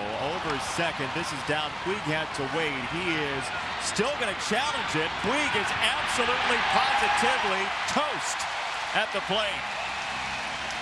There have been better decisions on a send than that one made over at third by Chris Woodward. Well, once Puig checked it up, and he had to wait to see it was getting over Moncada's head. When it did, as you see him look back, he doesn't start out real well. And Chris Woodward says, go ahead. And it wasn't exactly the same, but it's pretty much like the captain saying, don't worry about that iceberg. Yeah, we want 5 rows of deck chairs in 3 columns each. Nice throw by Hansen, and Puig was gunned down by plenty. Yikes. Alan Hansen, who is an infielder by trade, has shown that he's a very handy man to have around. He also has some offensive skills to go with that great speed.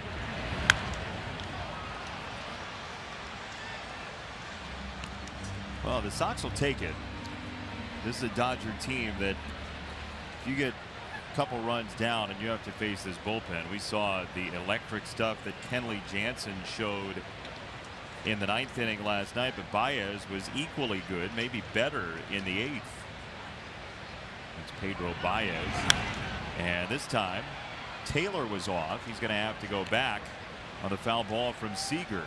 Taylor's their premier base stealer, and he's shown it overwhelmingly in this series. He swiped 12 of them, been caught just 3 times. He's the only Dodger in double figures.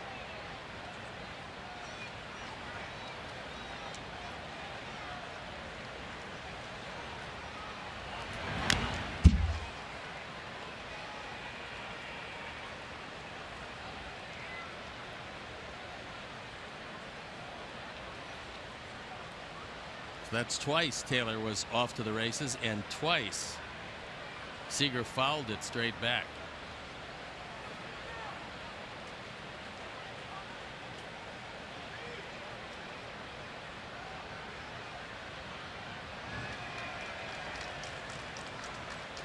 Ball and 2 strikes on Seager.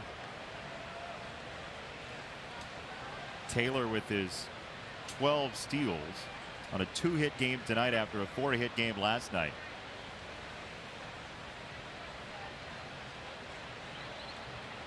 And time called. We do have a Sox Math winner. We're going to give it to you in the bottom of the 4th inning, but one non-winner does have a very funny Twitter handle. His Twitter handle is Danny Sofa, and his name evidently is actually Danny Couch. He wasn't the winner tonight, but it's worth mentioning. Good job, Danny. Taylor's off, foul ball. Chris Taylor has been a busy man. His first 2 career 4-hit games coming this month. Now he's got 2 hits through 3 at-bats so far tonight. He's been a good base stealer, but never one that's as prolific as what he's shown this year. He did steal 20 bases 1 time in the minor leagues. He holds this time, and another foul ball from Corey Seager. Here in the 4th.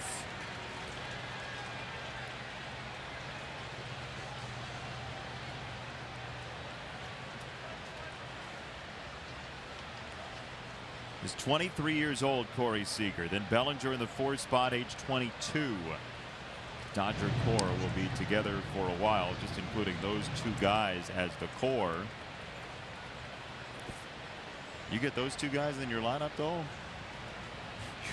you're going to score. It's pretty good. Taylor's off.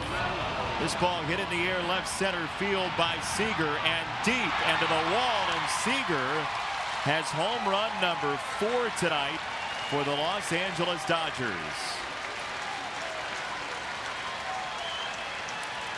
That's the 15th of the year. 48 runs driven in as Seager goes the opposite way, and Rick Renteria is coming to the mound, and he's already motioned to the bullpen. That is going to be it for Carlos Rodon as Seager goes upstairs to get a high fastball, takes it out the opposite way, and the night is done. Disappointing performance for Carlos Rodon, and we will step out as he walks out.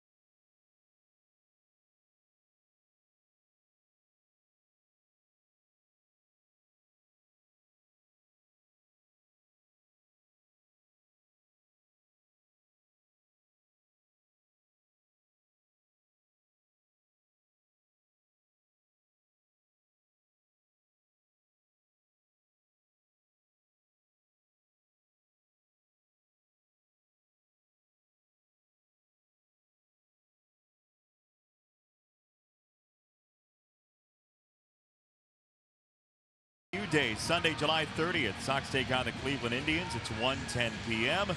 Purchase this specially priced ticket package to receive your game ticket and a one-of-a-kind White Sox NIU hat.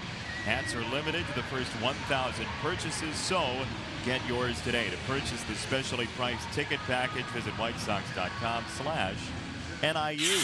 Our Hyundai call to the pen is Chris Beck. He inherits the bases clean, on for the 36th time. His ERA at 3.89.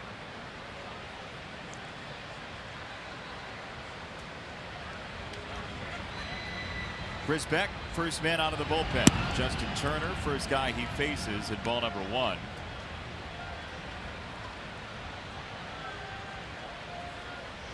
Turner has just torched everybody he's run into this year with a batting average at .369, best in Major League Baseball.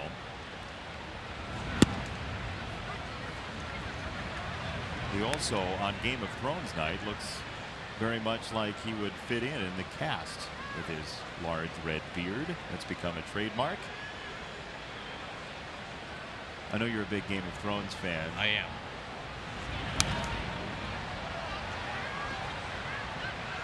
How was the season premiere? It was great. Couldn't have asked for anything better. I laughed, I cried. I mean, it was just phenomenal. You laughed? Oh, sure. What made you cry the most, I think, is my question. Just watching it. 1-2 on Turner from Beck. And he lays off. 2 balls and 2 strikes. 3 2/3 for Carlos with 5 runs on 7 hits. And it's turned out to be a very lively night at the ballpark as the ball was just rocketing out of here. There's a flare to center field and a hit for Turner, who's now 1 for 2. I think you're seeing the depth of the Dodger lineup. Well, we talked about earlier in the game about the fact that there are certain teams in the league that can beat you one way, sometimes two ways. The Dodgers can beat you a number of different ways, certainly with an overwhelming starting rotation, a very good bullpen. They do have some speed.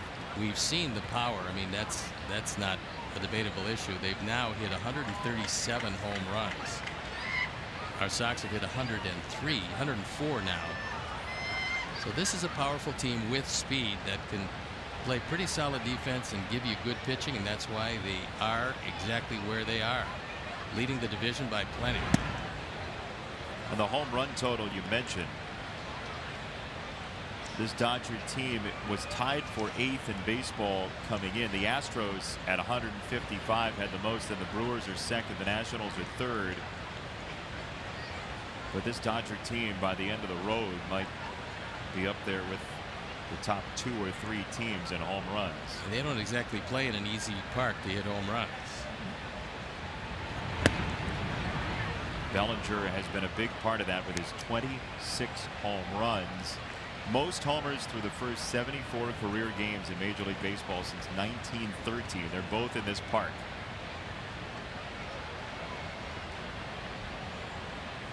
Gary Sanchez, a contemporary as well, number 4 on that list.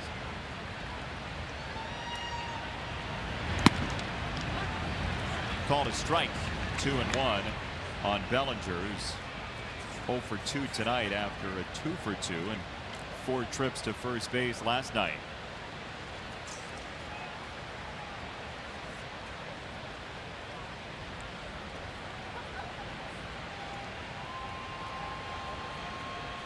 Back to Bellinger.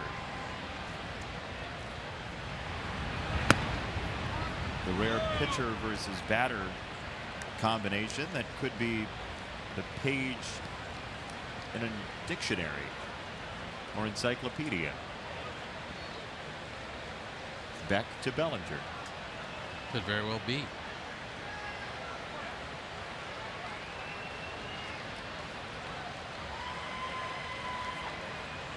Three and one. We'll have to wait and a throw to first on Turner, who's got just 2 steals so far this year. Hard to believe Cody Bellinger just turned 22, and I mean just. He turned 22 on July 13th. And he's one of those guys, and it happens a lot, one of those guys that had minor league power translate into major league power. Hit 30 home runs a couple of years ago. Rancho Cucamonga, the home of the Quakes. They, by the way, I don't know if they still do, for a long time, Rancho Cucamonga played, they're called the Quakes. They played at a stadium called the Epicenter. That's how good. Cute.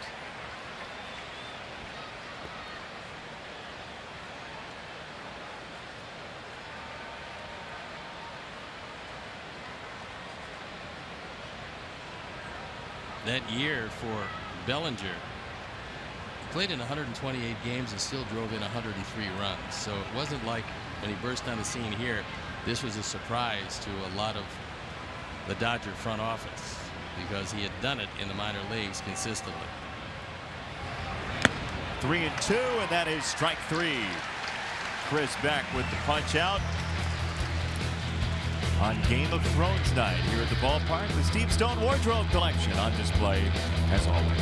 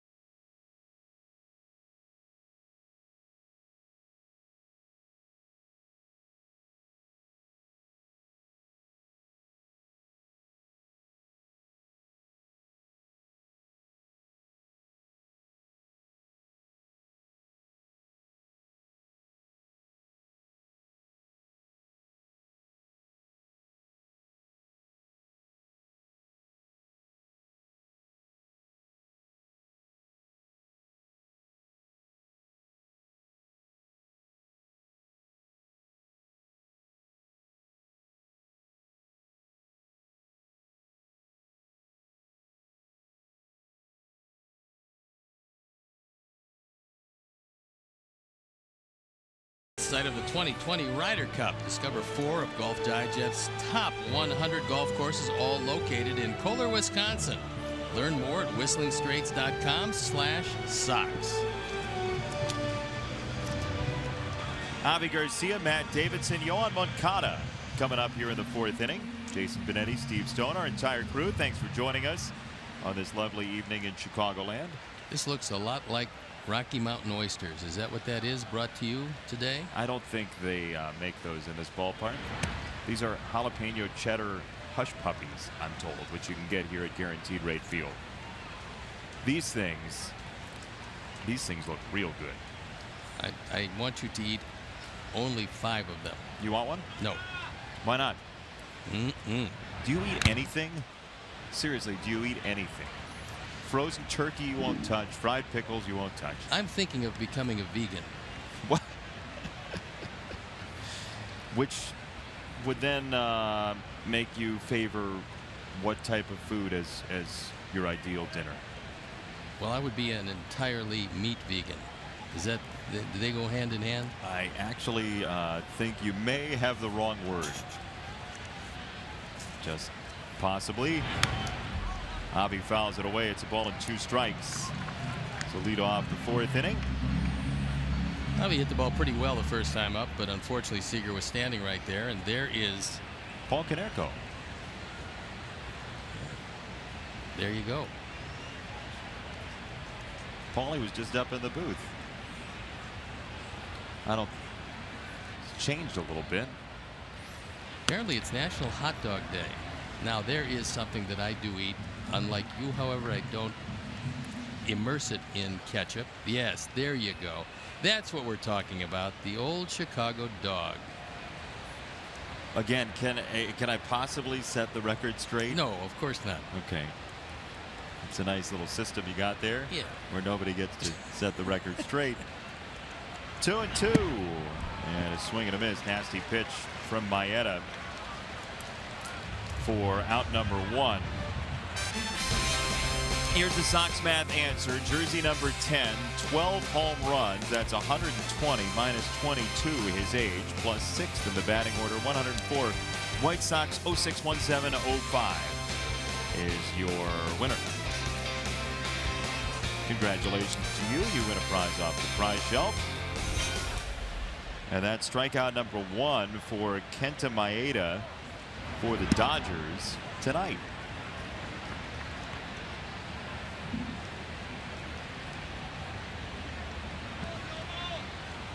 You had that right, 104. A lot of correct answers tonight.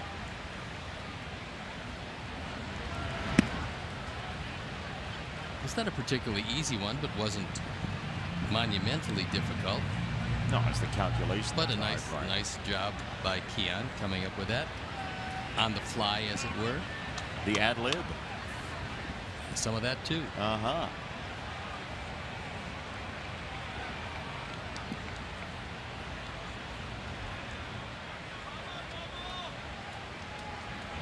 Two and 0 to Davidson.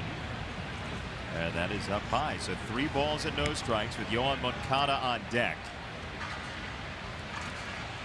Maeda, like so many of the Japanese pitchers, has a hesitation in his delivery. That's just something that most of them do. There you see the hesitation, adding to deception. And he really needs that. I mean, the fastball is good. It's anywhere from, we've seen 89 to 92. But it's not overwhelming, so because of that, you need a little deception. He also changes speeds pretty nicely on both the slider and the cutter. This is going to be a fastball, however. Davidson down the right field side and hooking foul. That was an absolute dart that turned into strike 2. Matt's starting to get some much better at bats, and now you would think that although he will occasionally play first base, and I talked with Rick Renteria about that, he said, you know, occasionally, and just occasionally, Jose Abreu might need a day to DH. He certainly doesn't want any days taken out of the lineup. Jose is one of those guys who wants to play every day. But to get him a day off his feet, Matt would move over to first base, but he's going to largely play third. Strike 3, back-to-back strikeouts for Maeda. 2 down. Time for a Miller Lite game report. Here's Sierra Santos.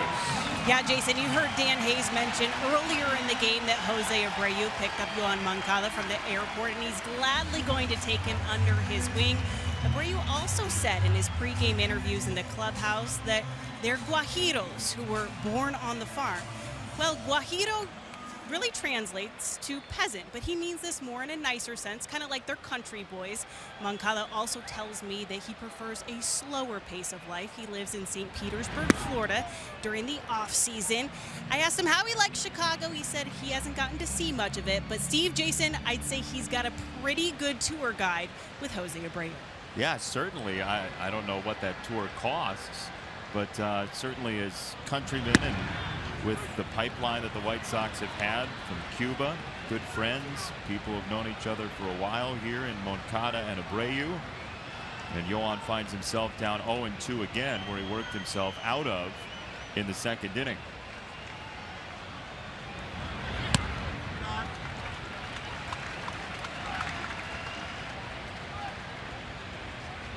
The Dodgers playing him just a couple of steps to the right of center in the outfield. There is a huge gap in right center field.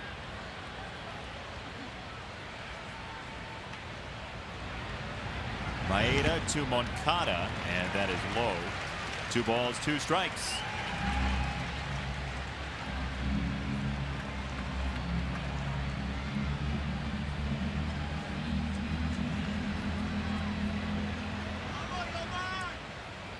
Pictures to last at least a lifetime of fandom here tonight. Capturing the moments from the first night that Yoan Moncada wore a White Sox uniform in a ball game. 2-2. Moncada, a laser foul into the corner. That one didn't miss by much, but Tim Timmons right on the line, right on the call, and unfortunately it hooked foul at the last instant. This one stayed fair a long time as Moncada unloads on it. He got a fastball just a bit above the belt, and this one hooking foul.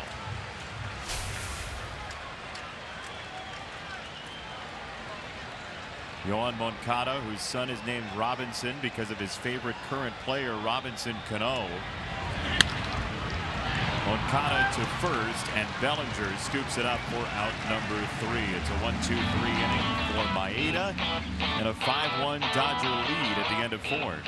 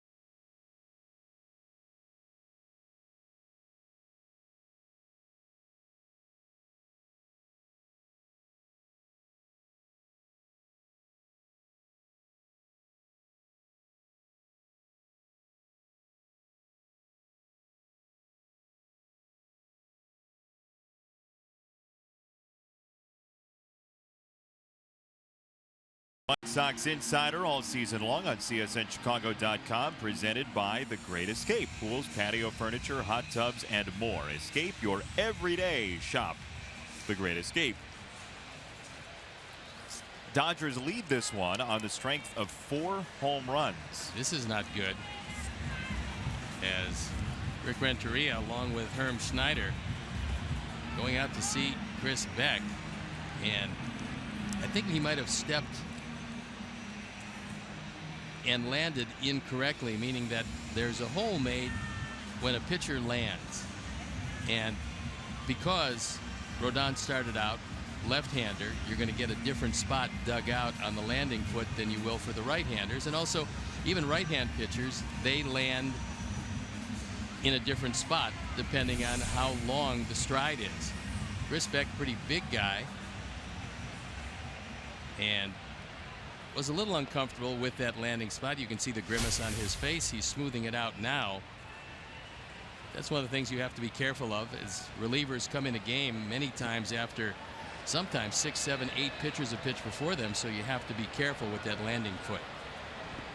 Chris's first reaction upon seeing Ricky Renteria and Herm Schneider was almost to look around. Looked like he was looking around to see if somebody else was hurt. True. But said he was all right and nothing wrong with that first pitch. Back in for Carlos Rodon, as you mentioned, who went 3 2/3. You saw the ground. Tim Anderson behind the bag for out number 1.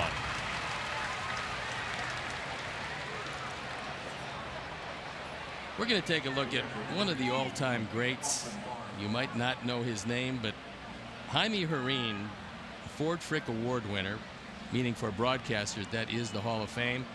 He probably has broadcast to more people than anybody who's ever broadcast baseball, because every year he takes it through the World Series, broadcasting in Spanish to not only all of Southern California, but also Central America. Has done it for years. He's 81 years old at this point. His son is working with him, which is a thrill for Jaime. One of the really great men in the game of baseball, a baseball lifer, and absolutely a legend, not only in Southern California, but just about everywhere where people listen to Spanish language radio.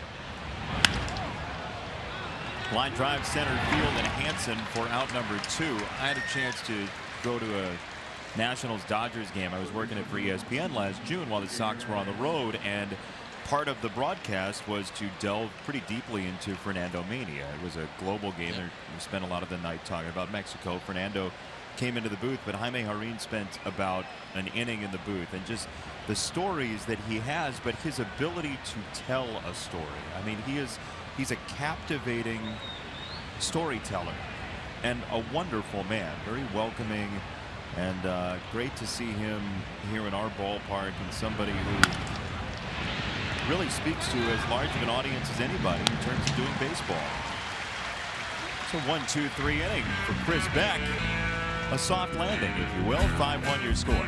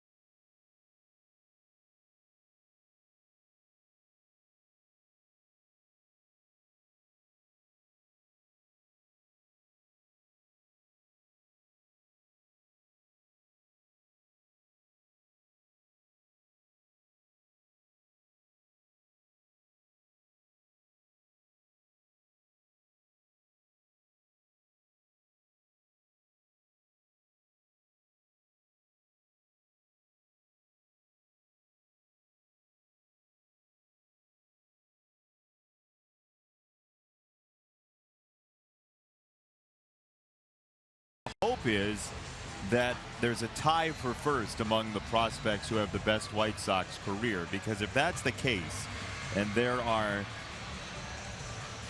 a good deal of exceptional players in the halls that we have seen, whether it be for Jose Quintana or for the crew that went to the Yankees or Chris Sale or Adam Eaton, if there is a bundle there, the Sox are going to be in very good shape for years to come. Kike Hernandez in third throws out Tim Anderson, one away. And in case you're not well acquainted with those prospects, here they are from the top 100 of MLB.com. The Sox, you count them, 10 of the top 68.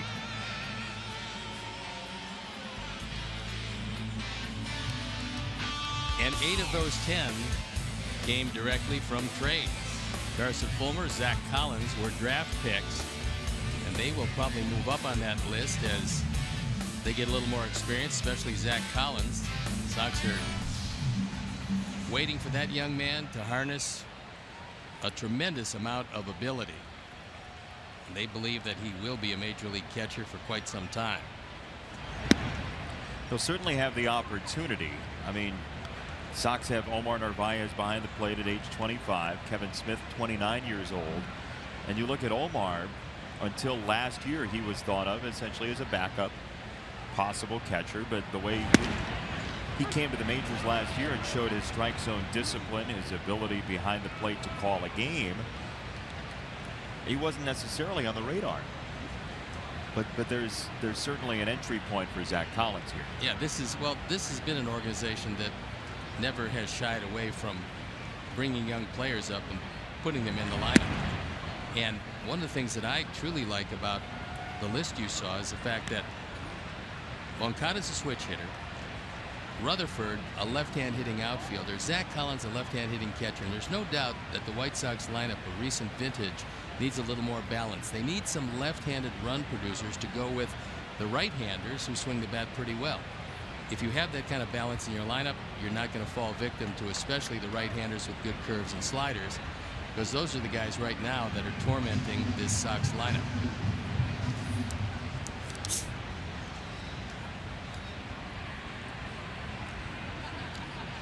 Well, Maeda's had a good night so far for the Dodgers from the right-hand side. He has only allowed a grand total of 3 hits through 4 1/3. Yolmer Sanchez is next, then Hansen. Switch hitters galore in a row for the Sox today, but different type of switch hitter, not switch hitting run producer. Right. Well, here's an example. The Sox against right-handed starters, 15 under 500. Omar strokes this into right center and a base hit with 1 down. So the Sox are 25 and 40 when a right-hander starts, and an even 500 when a left-hander starts at 13 and 13. So they're far superior against the lefties, and they've got some guys in this lineup that have torched left-hand pitchers.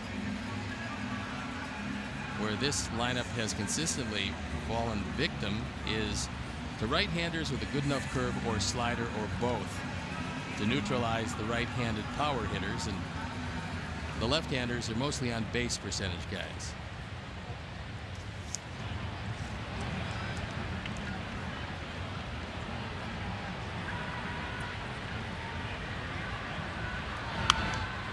Sanchez, a foul ball.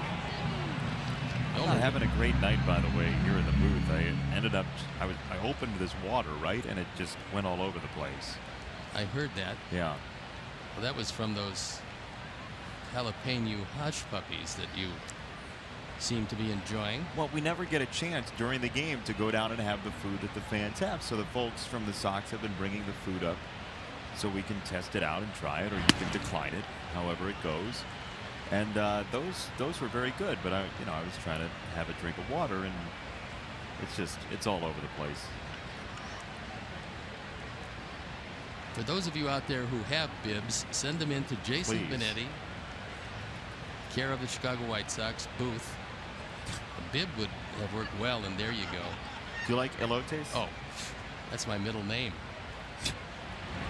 Is it really?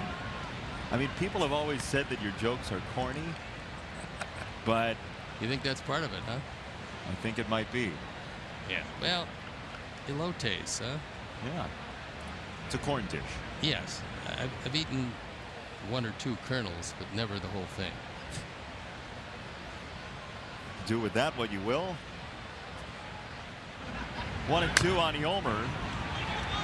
Maeda spins it to second, and you got to be on the bag to get that out. 2 on, 1 down. Yeah, Kenta probably, and obviously he's not going to have that to do over again, but if he does, you want to throw to a base that has a defender at it. It's a good throw. A terrific throw. But Seager is nowhere close to second base. So, nice idea and all, but that was probably as much a problem with the middle infield as it was with Maeda, because nobody was covering the bag. So you turn around, and what you have to do, by the way, for you young pitchers out there, you turn around when you have a runner at first and you look at both your shortstop and second baseman. They will tell you who's going to cover on the play depending on the defense that's called from the dugout. That time Maeda did not know who was covering because nobody was, and he was trapped. That's the kind of play that drives football fans crazy, because it's 3rd down and 12 and you throw an 8-yard drag route. Barnes out there to talk with Maeda.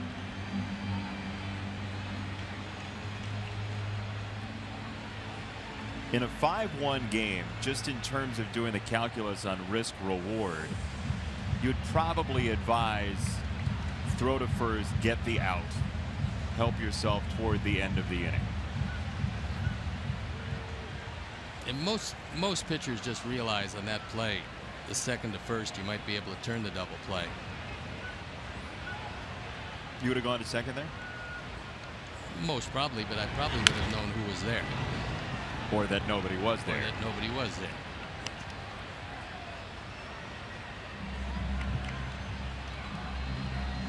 Ball and a strike on Alan Hansen, who's the only player in the Sox lineup to have seen Maeda so far in his career. Before tonight, he was 0 for 1 against the Dodger pitcher coming in. Now 1 for 3 lifetime.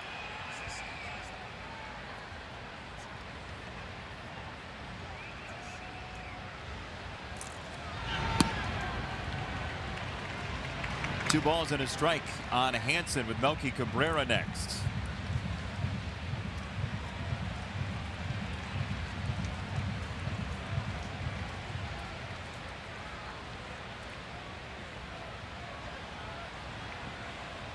Deep breath from Kenta Maeda, who the Dodgers had asked last year to put on some bulk because of the possible toll of injuries on a pretty slight frame. Many more starts, many more innings here than in Japan for the Japanese pitchers that come over, and so they've got to get themselves to the point where they can consider, especially if you're going to go into postseason play, throwing 220, 230 innings. Well, the stuff certainly isn't an issue.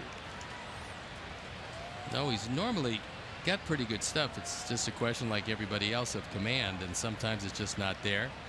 Now he's slowed things down considerably, which normally is the sign from Maeda that things are starting to slip away from him. So we'll see if that happens this inning. 2-2. Hansen on the ground and foul again.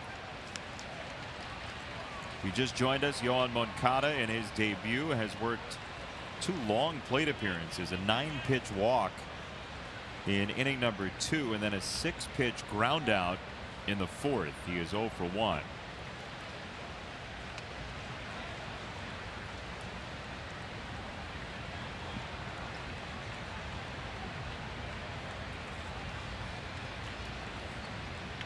Narvaez at second, Sanchez at first, and Hansen takes ball 3. It's a full count. Maeda 4 different times in 8 seasons for Hiroshima pitched over 200 innings, and now the bullpen is starting to work for the first time. It's Josh Fields.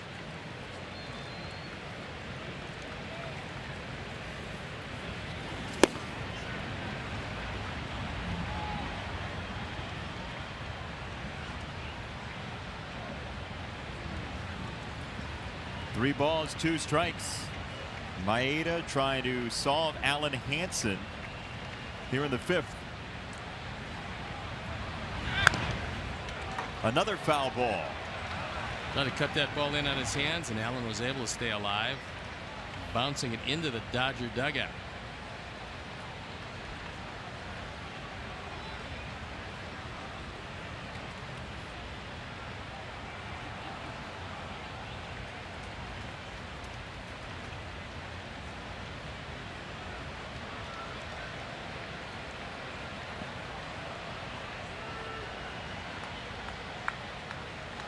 Three balls, 2 strikes. Swing and a miss, strike 3. Third strikeout for Maeda. And it's out number 2 here in the 5th. Hey, Sox fans, join us as the Sox take on the Cleveland Indians Saturday, July 29th, 6:10 p.m. First 20,000 fans get a 1917 throwback jersey presented by Xfinity. Xfinity X1 will change the way you experience TV. Purchase your tickets today by visiting whitesox.com or calling 866-SOX-GAME. I really love that logo. In fact, the hat giveaway during this homestand was wonderful, and that jersey is just beautiful. The hat giveaway was supposed to go to the first 20,000 fans in the ballpark, but we had to shrink that to 18,250 because of the haul that you took from the closet. Well, I would have liked to have done that, but a few less than that. You did take 3. Yes. That wasn't 1,500. It's close. No balls and a strike on Melky. And he fouls it away. So 0-2 on Cabrera, who homered back in the 1st. Maeda in the 1st inning tried to get that cutter inside to Melky and missed with it. Melky took it out of the ballpark to tie the game at 1.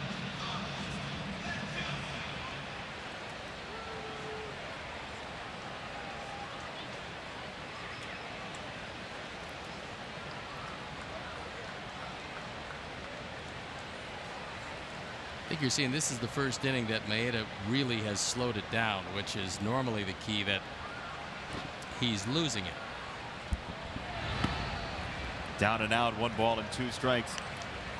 During that Hansen at bat, there was one pitch where it seemed as though the pitch was never going to come, and those are the moments that I think Rob Manfred is trying to cut out of the game of baseball in terms of pace.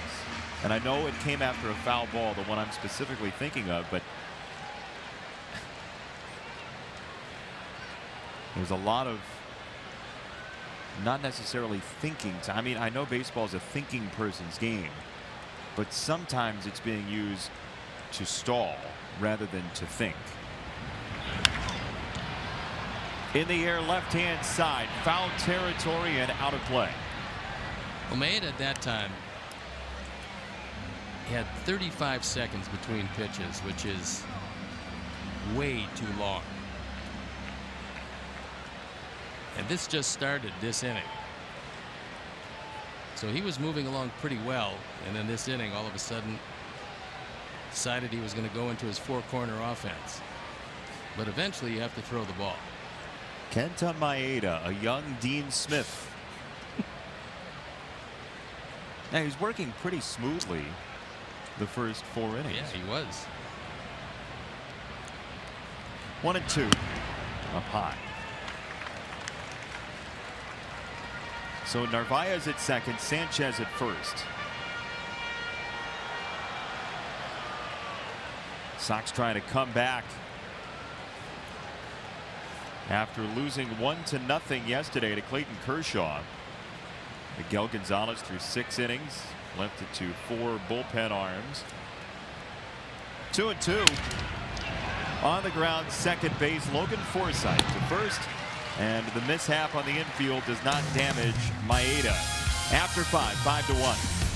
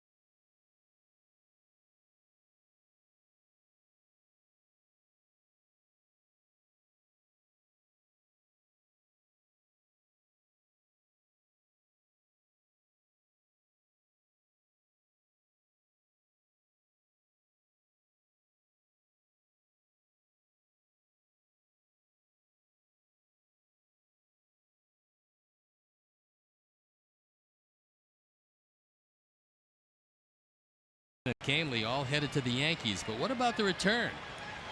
What the trade means for the Sox rebuild, plus welcoming Yoan Moncada to Chicago. Subscribe to the White Sox Talk podcast today. They're having to put together some emergency podcasts pretty quickly over at the White Sox Talk podcast. Chuck's got a pager that goes off in the middle of the night. Lots of things happening these days around the old ball yard. Puig, Thompson, and Taylor coming up for the Dodgers here in the 6th. And there's ball 1 from Chris Beck, who came in relief in the 4th inning and has retired 4 in a row.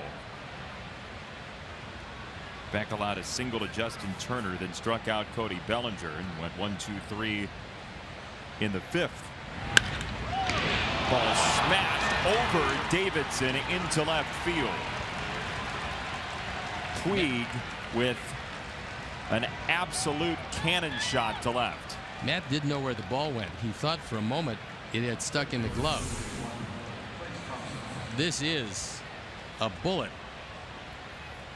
Davidson puts the glove up and then he looks around. At first he couldn't locate the baseball and then realized that it was in left field. Looking up, where is it? Come on, Chris. But Chris Woodward was not telling him where it was. Coaches are strange that way. Well, it's up to Deep Throat to tell Woodward where it was. Right, and then get it to, as we know, his counterpart Bernstein.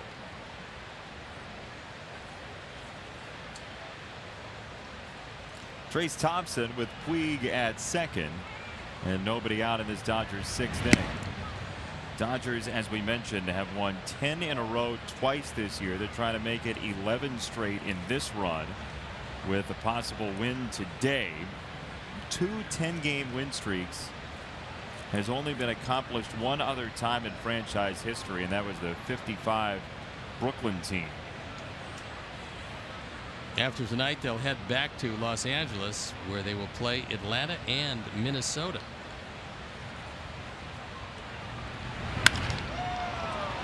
To left field, Melky Cabrera is back, and it goes off the wall.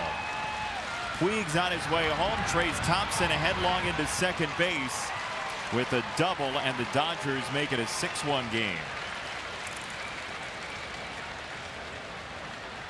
It is a very lively night at the ballpark. That one just kept accelerating over Melky's head, and Thompson drives in just his 2nd run of the year. This is a slider that's down over the middle of the plate, and Trace Thompson crushes it. Melky does a nice job getting the ball back in, but because it did not hit the wall, it hit the fence, didn't come back to him quite as quickly, and Thompson scoots into second base.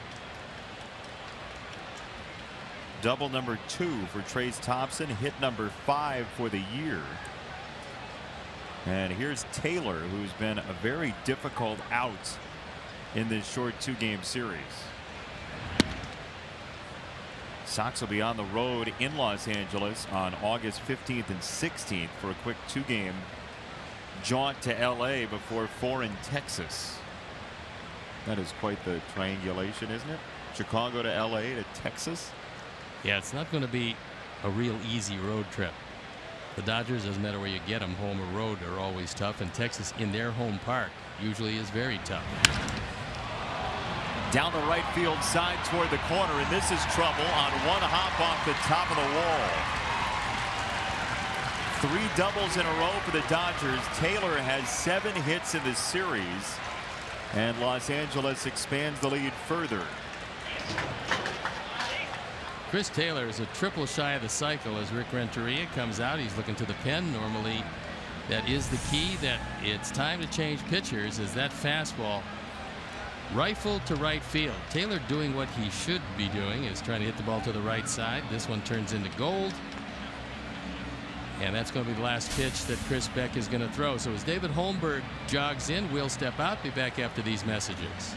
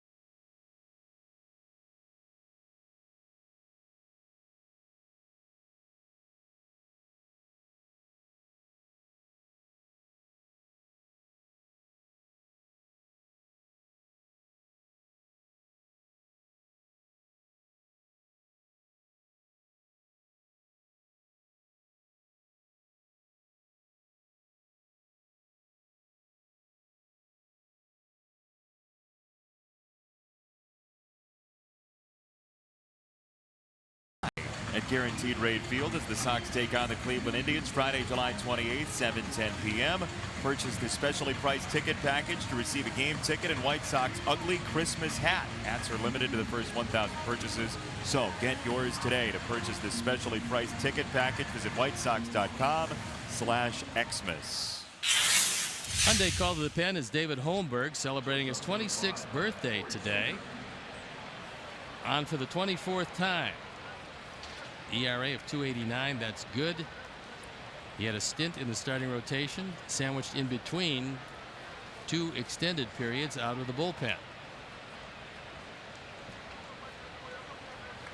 First pitch of his night is ball number 1 to Corey Seager, who's got 2 hits today, a single to left and a 2-run homer.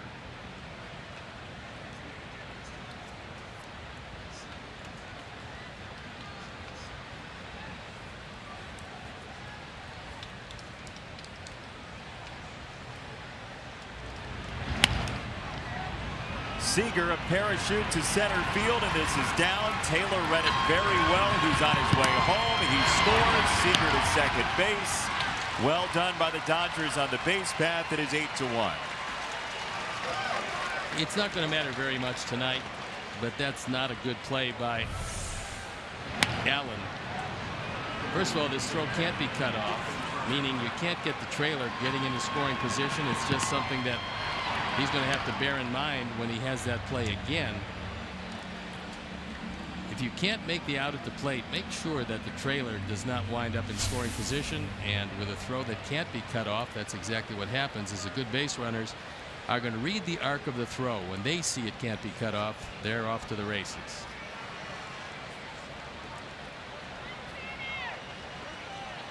And with that, here's Turner. So Seager at second base, Turner 1 for 2. And that run will be Chris Beck's. He gives up 3 earned in the game. And there's ball number 1. We just saw Kyle Seager, Corey here now, consecutive series. And we are waiting for the arrival of the silver bullet band. I think we've seen enough Seagers for a while. It's like running against the wind. Can we just turn the page on that? Kyle and Corey Seager. They're the Seagers. The brothers.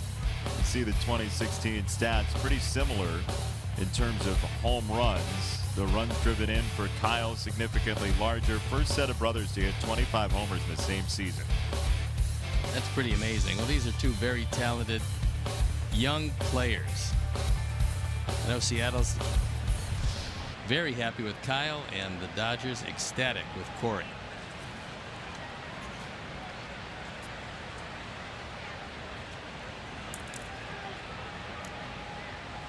Justin Turner. That is a base hit. Seager's coming home. Turner's going to stop at first, and the Dodgers now have 5 consecutive hits.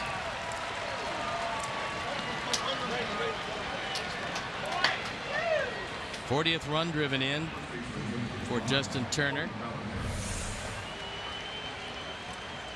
That fastball taken the other way, so 3 hits for Taylor, 3 for Seager, 2 hits and a walk for Turner. That's the top 3 in the lineup. Taylor's driven in 2, scored 3.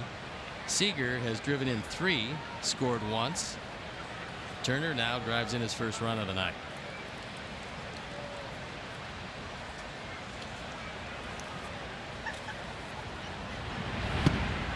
There is ball number 1 to Bellinger.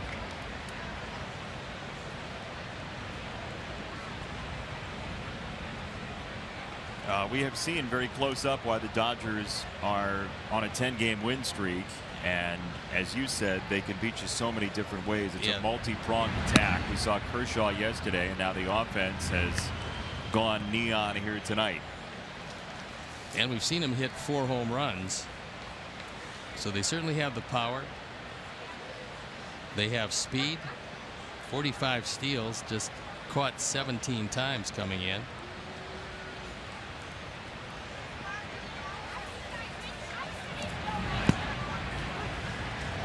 There's a strike called, 2-1.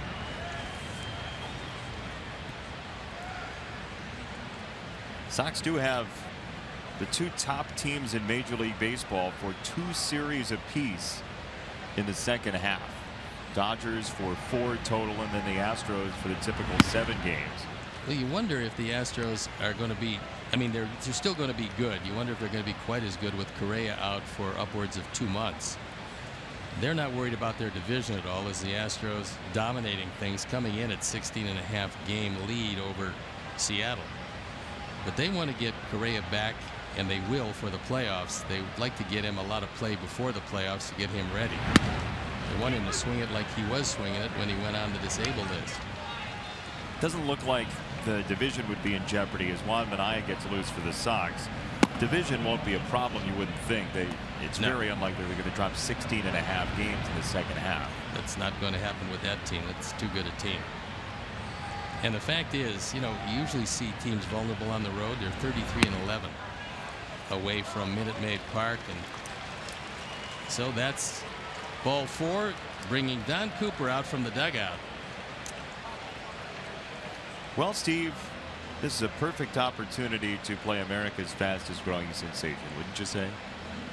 Well, you don't have to talk about it. Yeah, I mean, well, let's It see. is America's fastest growing sensation. That would be egotistical. We'll call it that because it is. In Steve's final career start versus the Dodgers, who hit a game-tying 9th inning, a home run off you? You got to know this one, right? Well, I'd like to say that it was Steve Garvey, but it wasn't. Bill Buckner just killed me, but it wasn't him either.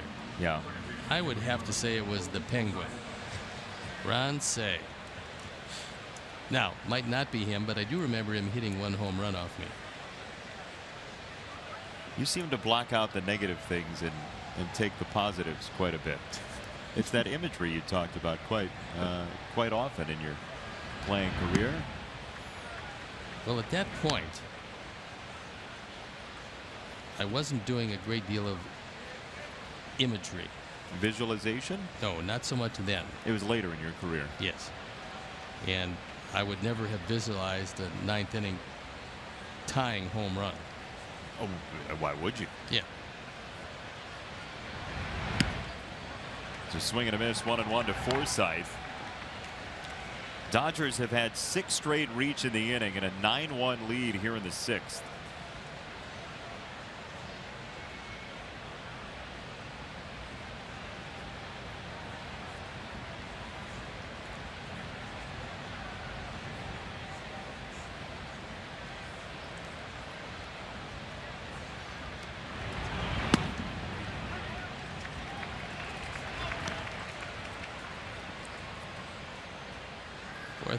Forsythe said to Jeff Kellogg he didn't think that was a strike. And at 9-1 on getaway night, it's probably too close to take.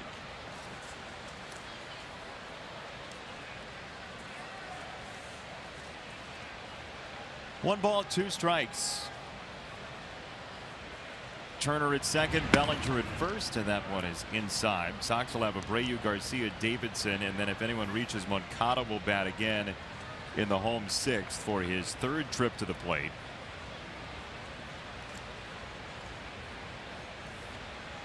It looks like that might be it for Maeda, because the Dodger bullpen is still throwing. With a big lead. Yep. Makes some sense. Here's strike 3. Holmberg back on track on a punch out of Forsythe, and 1 down in this 6th inning.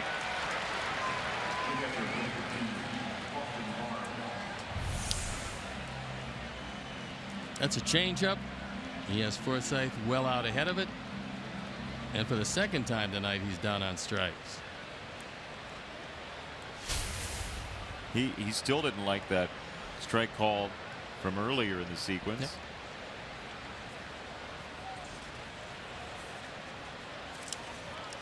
Turner at second, Bellinger at first, the runners, and Barnes now, who takes low. Austin Barnes, game number 50 of his season. 20 for his last 64, the average at 281 after an over 3 tonight.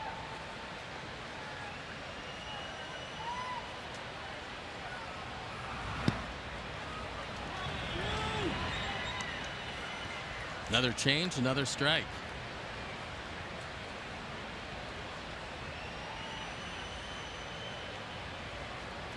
Dodgers right now at 65-29. Starting play today had the best record in the National League by 7.5 games over Washington in the East.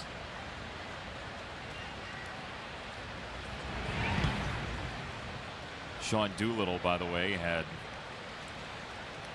a save last night for the Nationals, but it wasn't exactly the easiest save. And he said after the game, "Don't worry, they won't all be like this." He was a pretty good closer with the Oakland ball club. Now they've got Santiago Casilla, who has some problems in the closing role.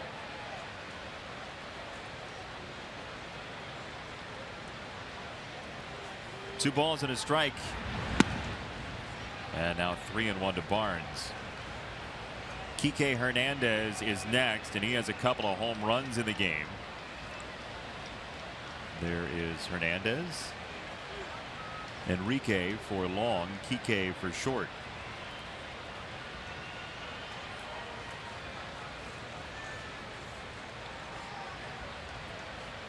Three and 1 to Barnes.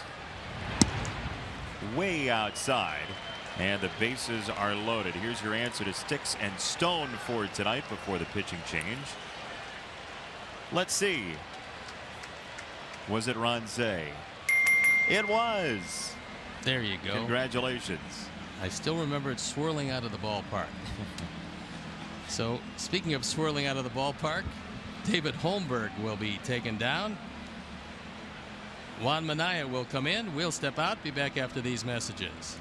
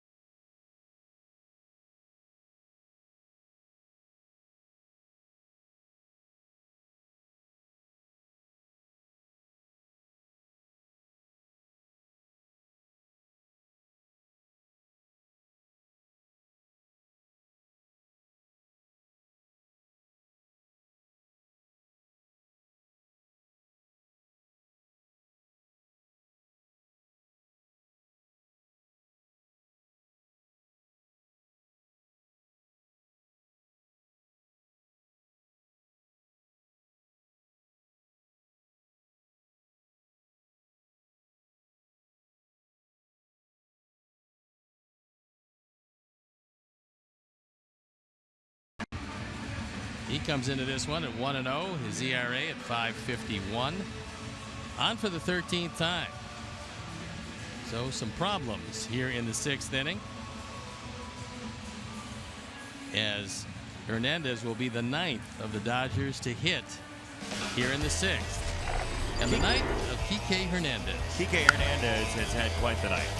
2nd inning, solo home run gave the Dodgers a 2-1 lead. 4th inning, solo home run gave the Dodgers a 3-1 lead, which was built on by Seager later in the inning to make it 5-1. But Hernandez with now 9 of his 10 home runs against left-handed pitching, and he will bat with the bases loaded here in the 6th. But Steve, you know, when you trade Robertson and Canely, you know that you're going to really damage your bullpen depth.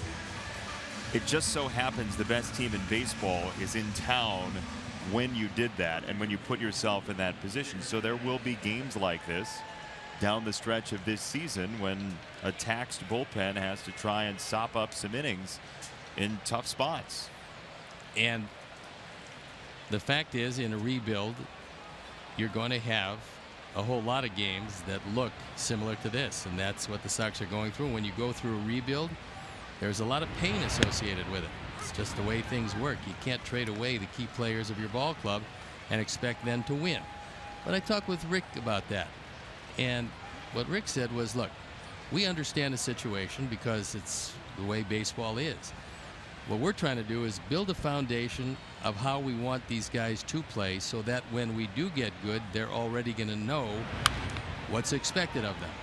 And that's what he's got in this ball club. He has a lot of teachable moments. Got a lot of young players who do make mistakes. You hope that they don't repeat those mistakes.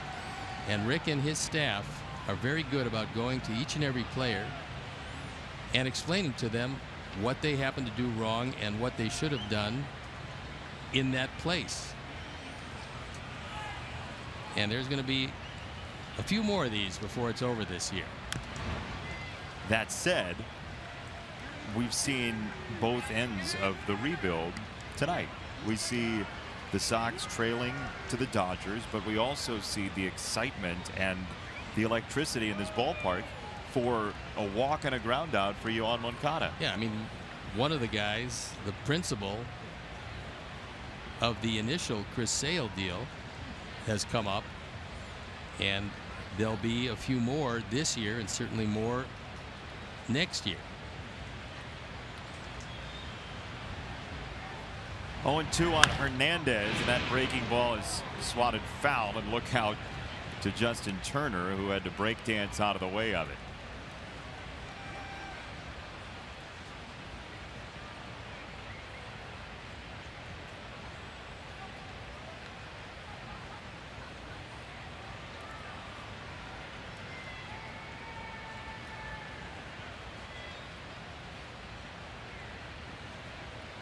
Dodgers trying to win their 11th game in a row.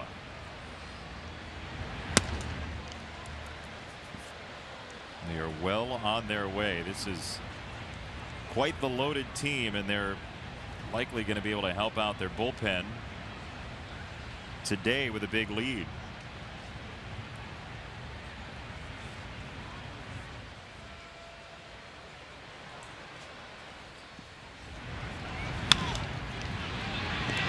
Anderson feeds Moncada, and the turn is on time for a double play.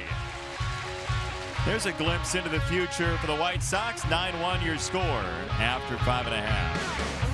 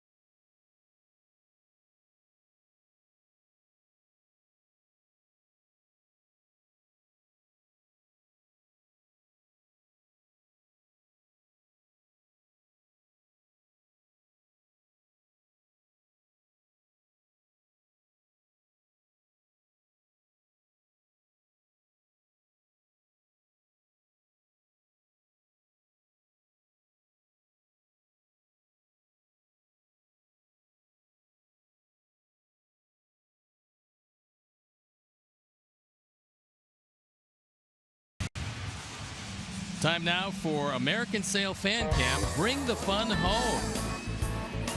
And who else on the White Sox debut of Yoan Moncada? Signing a few autographs. And the Game of Thrones night. The Maeda Fan Club.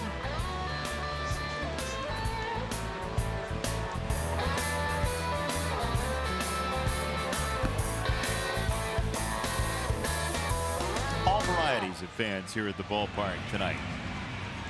And And we got a new pitcher in the ball game, and it is Ross Stripling. So he takes over with a huge lead on for the 25th time. He's 1-3, but his ERA is 3.79.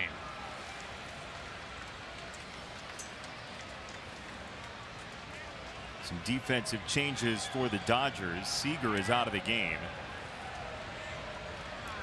With this being close to July 31st, when there's somebody that leaves the game, the first thing you think is, oh, maybe he was traded, but I don't think it's going to be the case with Seager. Yeah, I think they might trade the stadium before they trade Seager. And Forsythe shifts over to third base. Utley comes in the game at second. And Seager will depart this one with Hernandez at short.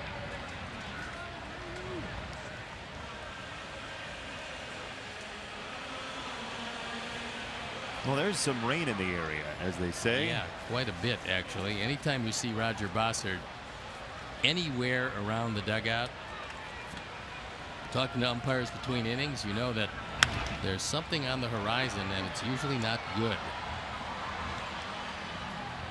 Dodgers outfield, by the way, has changed as well. Trace Thompson has moved to left, and Jock Peterson is into the game in center field. So the Dodgers are down to only Yasmani Grandal on their bench with those changes.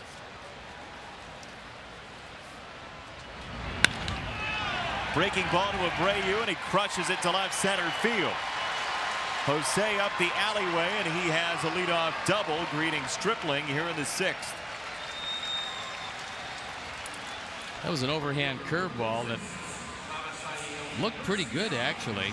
Jose thought it looked really good. I mean, this is a pretty good curveball, and he just reaches out, follows it all the way, and drills it into the gap. So the first double of the night. First inning home run by Melky, and 4 singles to make up 6 hits to this point. 25 doubles. Jose Abreu continues to put up the numbers that we expect every year. I mean, we talked about it with Jose Quintana, how reliable he is in terms of those numbers. And Jose Abreu, with his career high at 35 doubles back in his first season here in the States, that is definitely under threat.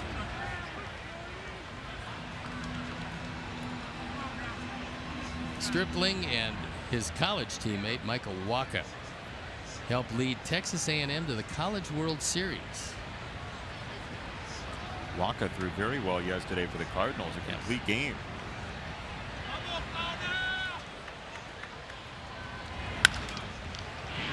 To shortstop, and Kike Hernandez for out number 1.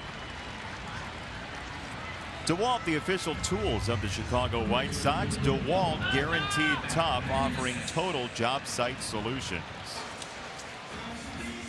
Davidson coming up, Yohan Moncada afterward, and if Davidson were to not drive Abreu in, we would have the first opportunity for Moncada to try to drive in his friend and countryman. Last at bat, he just missed the double, roping it down the line only to see it hook foul before grounding out.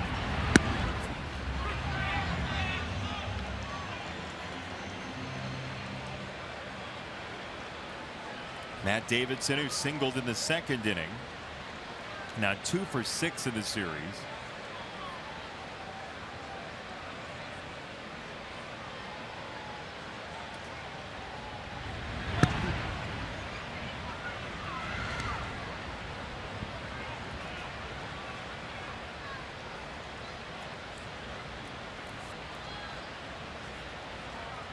Sox looking for their first win after the All-Star break, swept by Seattle. And trailing the Dodgers big tonight as Davidson goes up the middle, but they had him played perfectly. And Utley throws out Davidson to bring up Yohan Moncada with Abreu at 2nd and 2 down here in the 6th. That ball hit awfully hard by Matt Davidson, but Utley standing right in the way of that one-hop rocket. A lot of stories to be told of Yohan Moncada through his major league career and just on page number 1 with the White Sox tonight. Would be fitting, though, to knock in the man who gave him a ride home from the airport today. Be a fair trade. You would think so. He is here. He definitely is here.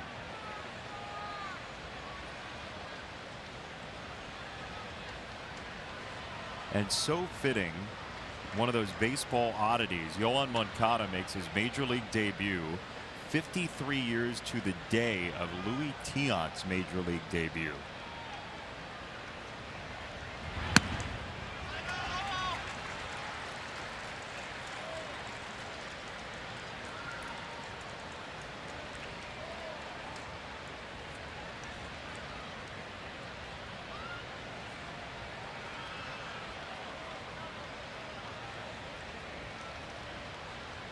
Two balls, no strikes. First positive count for Moncada, and he strokes it to center field on a line and caught by Jock Peterson.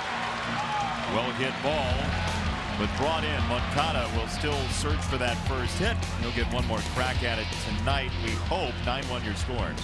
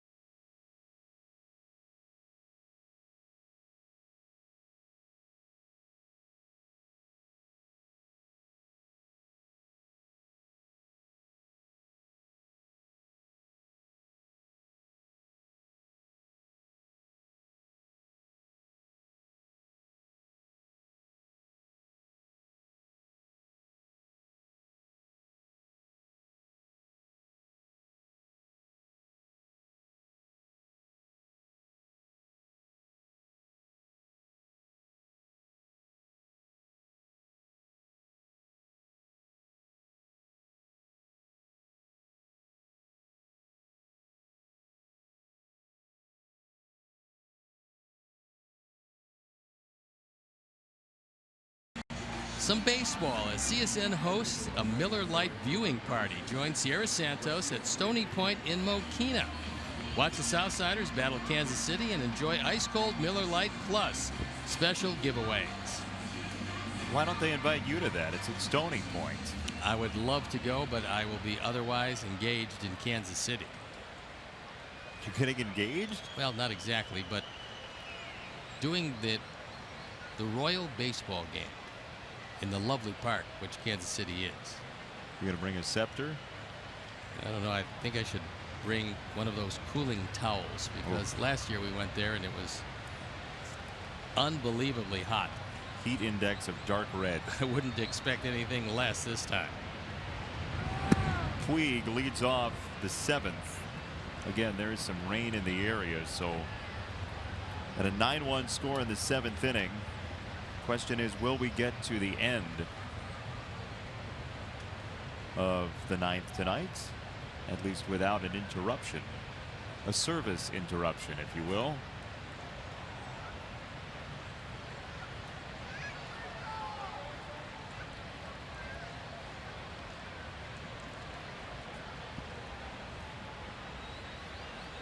Juan Minaya, third guy out of the bullpen tonight for the Sox, and Puig lifts it foul. 2 for 3 for Puig off a multi-homer game last Friday.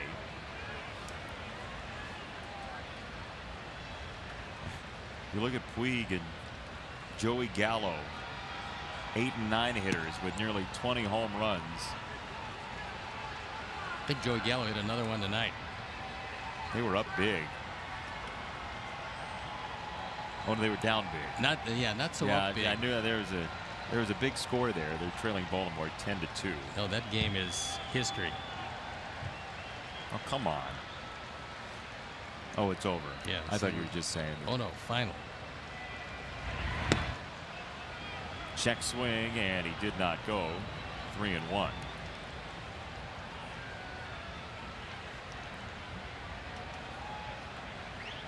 Oh my goodness, the Giants came back to beat Cleveland.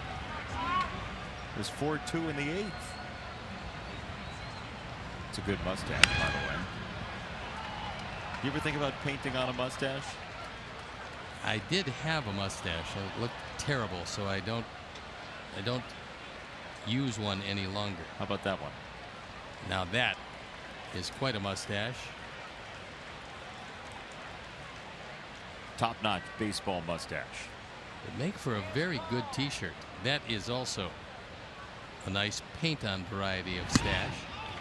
There's strike 3. Puig goes down and one away. That one seemed to be in the wrong location. You don't typically see the forehead mustache. Good high fastball. And throws it right by Puig. He's not the happiest man in the park. But they have plenty of time on that trip back to LA to ruminate on that particular strikeout. I'll think about it for a while too. Strike 1 to Thompson.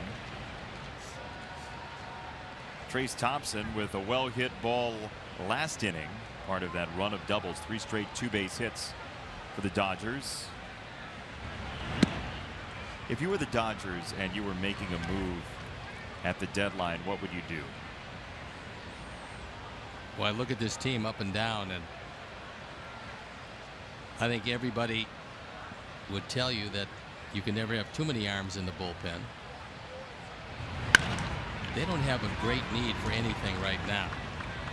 Now, depending on the health of their starting rotation, that might be something that they would look into. But again, there's not any great need for anything on this ball club.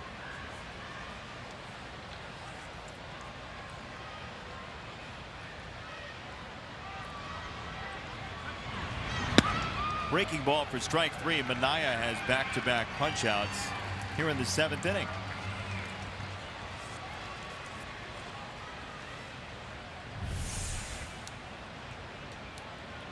Good breaking ball. Has Trace well out in front and over the top.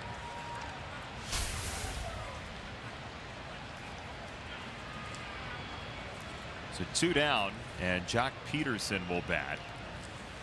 Should say Utley in this spot. Utley came in the 1 position.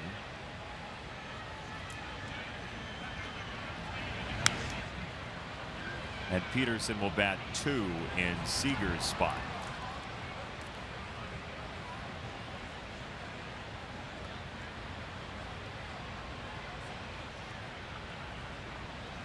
So Chase Utley, who hit 9th yesterday as the DH, was hit by a pitch in the 4th inning. Takes a strike there, 0-2. Southpaw still making some friends.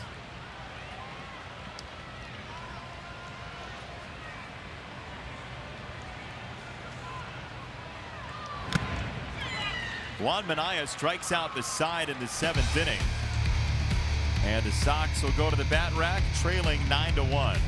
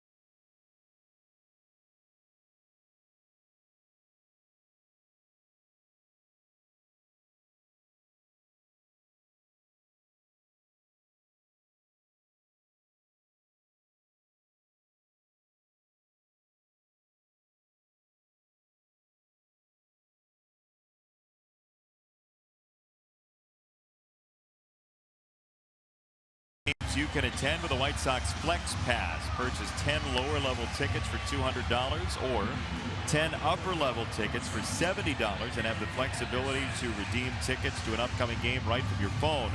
For more info or to purchase your pass today, visit whitesox.com/FlexPass.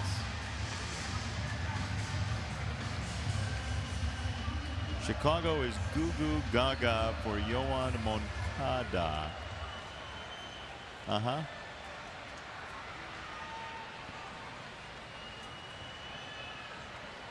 That rhymes, right?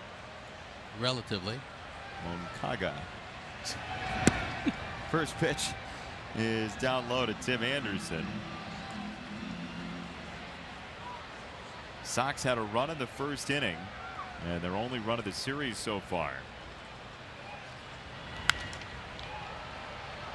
Yes, the Dodgers certainly do have Clayton Kershaw, and he is a big part of why their ERA is where it is. But as a team, this is a .309 earned run average, the best in Major League Baseball, a very deep staff.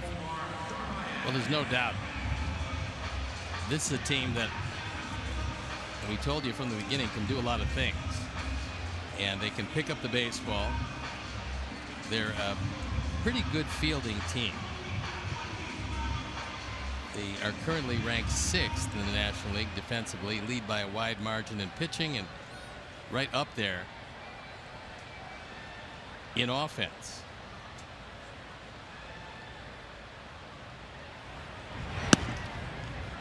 Omar takes a ball outside to start him off.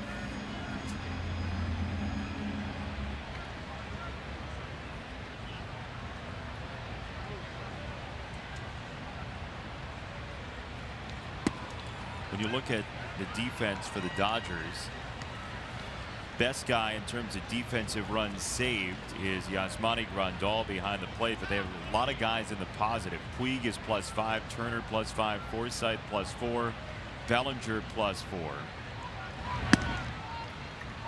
They will not hurt you defensively. A lot of their regulars, maybe it's not flashy, maybe it's not spectacular. Well, Puig certainly is, but they're a very strong defensive team.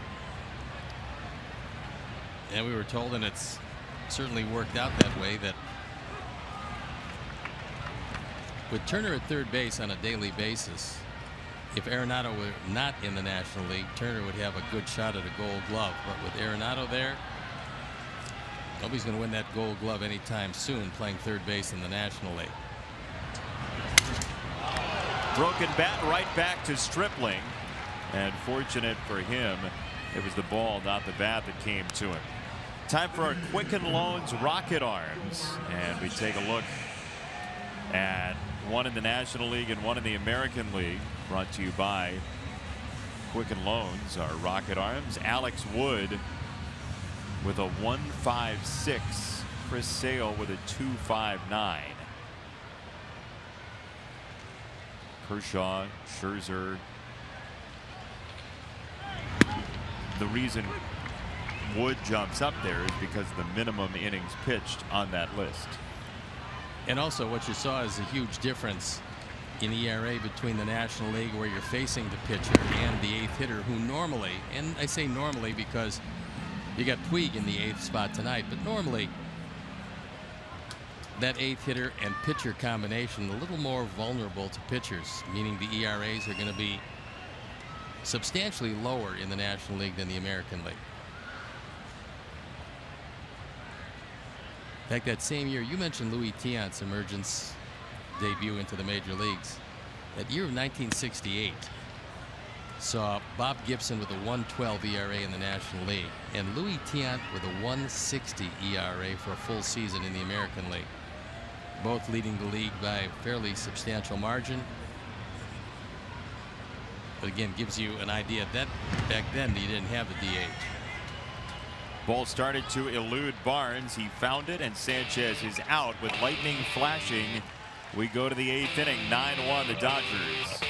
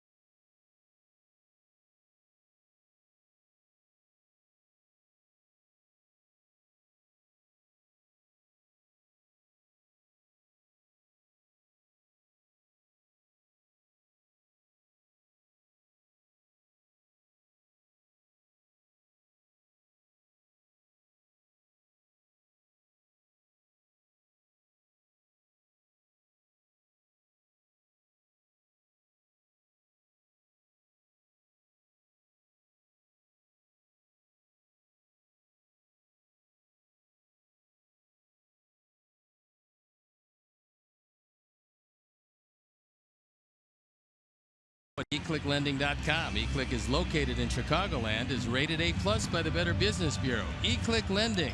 Boom! Your mortgage just happened. We couldn't time it with the lightning or the thunder, but we timed it with the emergence of Brad Goldberg. Well, that's how you gauge how far the storm is away. You hear the boom, yes, and then you see the lightning. Thank you, Mr. Skilling. And there's Brad Goldberg. You see the numbers at Charlotte. He was very good down there, 3-1, 2.58 ERA.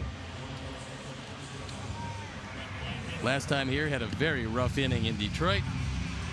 So looking for a much better outcome facing the Dodgers here in the 8th. Brad Goldberg, who has aspirations to be a sportscaster down the road. Oh, no, not another one of those. Oh, indeed. Brad sometimes, and we'll be watching for this while he's here in the majors, sometimes we'll do play-by-play from the bullpen. Well, that's fine. I mean, I think emerging on the scene as a play-by-play man is probably by far the easiest way to do it. Is there some self-protection going on here? Absolutely. Huh. Yeah.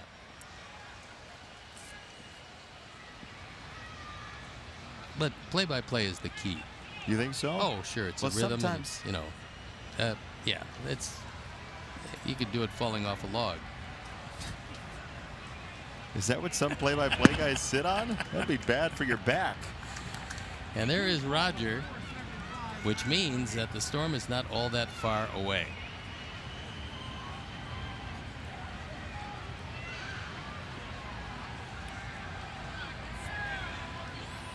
Brad Goldberg, his second outing with the Sox. First one came on the road, so this is very first outing at Guaranteed Rate Field, his maiden voyage here in Chicago. Jock Peterson, who comes in for Seager, who had another nice night, 3 for 4. He knocked in 3, scored twice.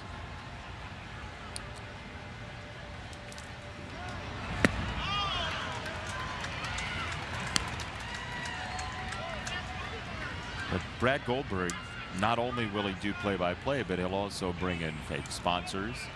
He will interview his teammates in the bullpen during the game. He and Derek Holland can get together.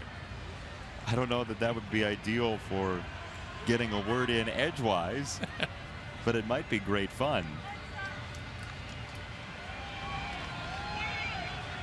1-2 to Peterson.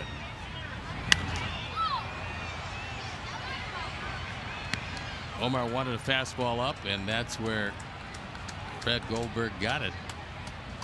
Peterson able to foul it off and stay alive. If he can fashion another one of those sliders like the last one, this at bat will come to a screaming halt. That's a straight change.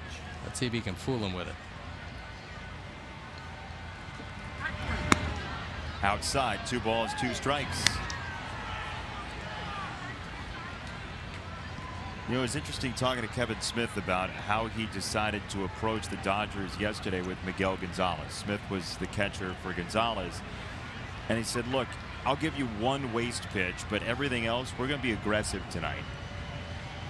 And so you've got the 1 opportunity to waste 1, but after that, no, sir. I don't blame him. I mean, and I thought for the first start back off the disabled list, Miguel was very good last night. He pitched into and out of some unbelievable jams. They turned 4 double plays last night, but he made good pitches when he had to make them. It looked like the Dodgers were on the verge of blowing out the ball game. It didn't work that way, and it turned out 1-0 as his mound opponent was awfully good. Into the sky it goes, third base side, and into left for Melky Cabrera for out number 1. MLB.TV. Every night, every device. Watch every out-of-market regular season game live. Plus, get a free subscription to At Bat Premium, the #1 app for live baseball. Blackout and other restrictions apply. Visit MLB.TV for details. It's going to be a little difficult now because that storm is on the horizon and the flags are starched atop the poles, blowing straight out. And when the winds pick up, the rain can't be far behind.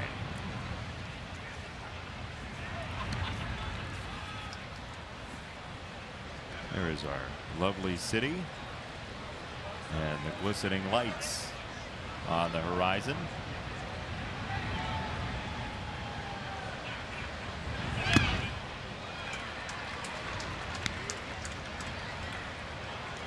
Another Ohio native, Brad Goldberg. He was raised just down the road from where I was raised. A few years apart, however. He just turned 27 Yes, in many, February. many years apart. Yeah. And the rain is starting to fall. In buckets. The crowd scatters and the waterfall begins. I was there for Yohan Moncada's first game, and you wouldn't believe the storm that came, is what they'll say.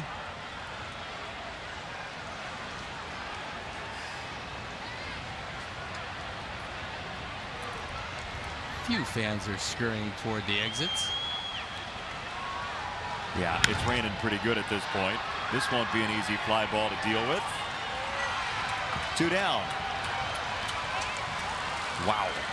Yeah, that's really something, and that's going to be a halt play. Yep. That may have been the last pitch tonight. We'll find out.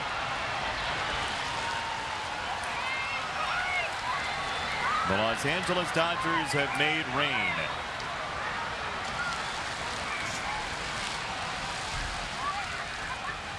So Roger and his crew getting the tarp on the field, and they're doing as good a job as they can as quickly as they can do it, because the rain is absolutely pelting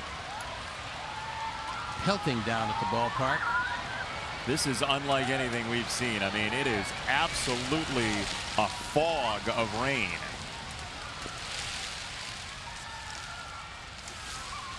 Nine to 1 your score. The wind has started to hammer the stadium. The rain is coming down, as you see. And this major thunderstorm may have just caused this game to conclude in the 8th inning. We're certainly going to have to wait a while to see what's going on, but this one well in hand for the Dodgers, and the boys are just going to have to wait it out for as long as it keeps on raining. You know, we really should put the radar in our monitor once again and let you do the weather report, because this is a large thunderstorm. Boy, it is a giant red caterpillar looking thing. So 9-1 your score. We are going to step aside, and we'll be back to Guaranteed Rate Field in a moment. The tarp crew is earning its keep tonight. 9-1 your score.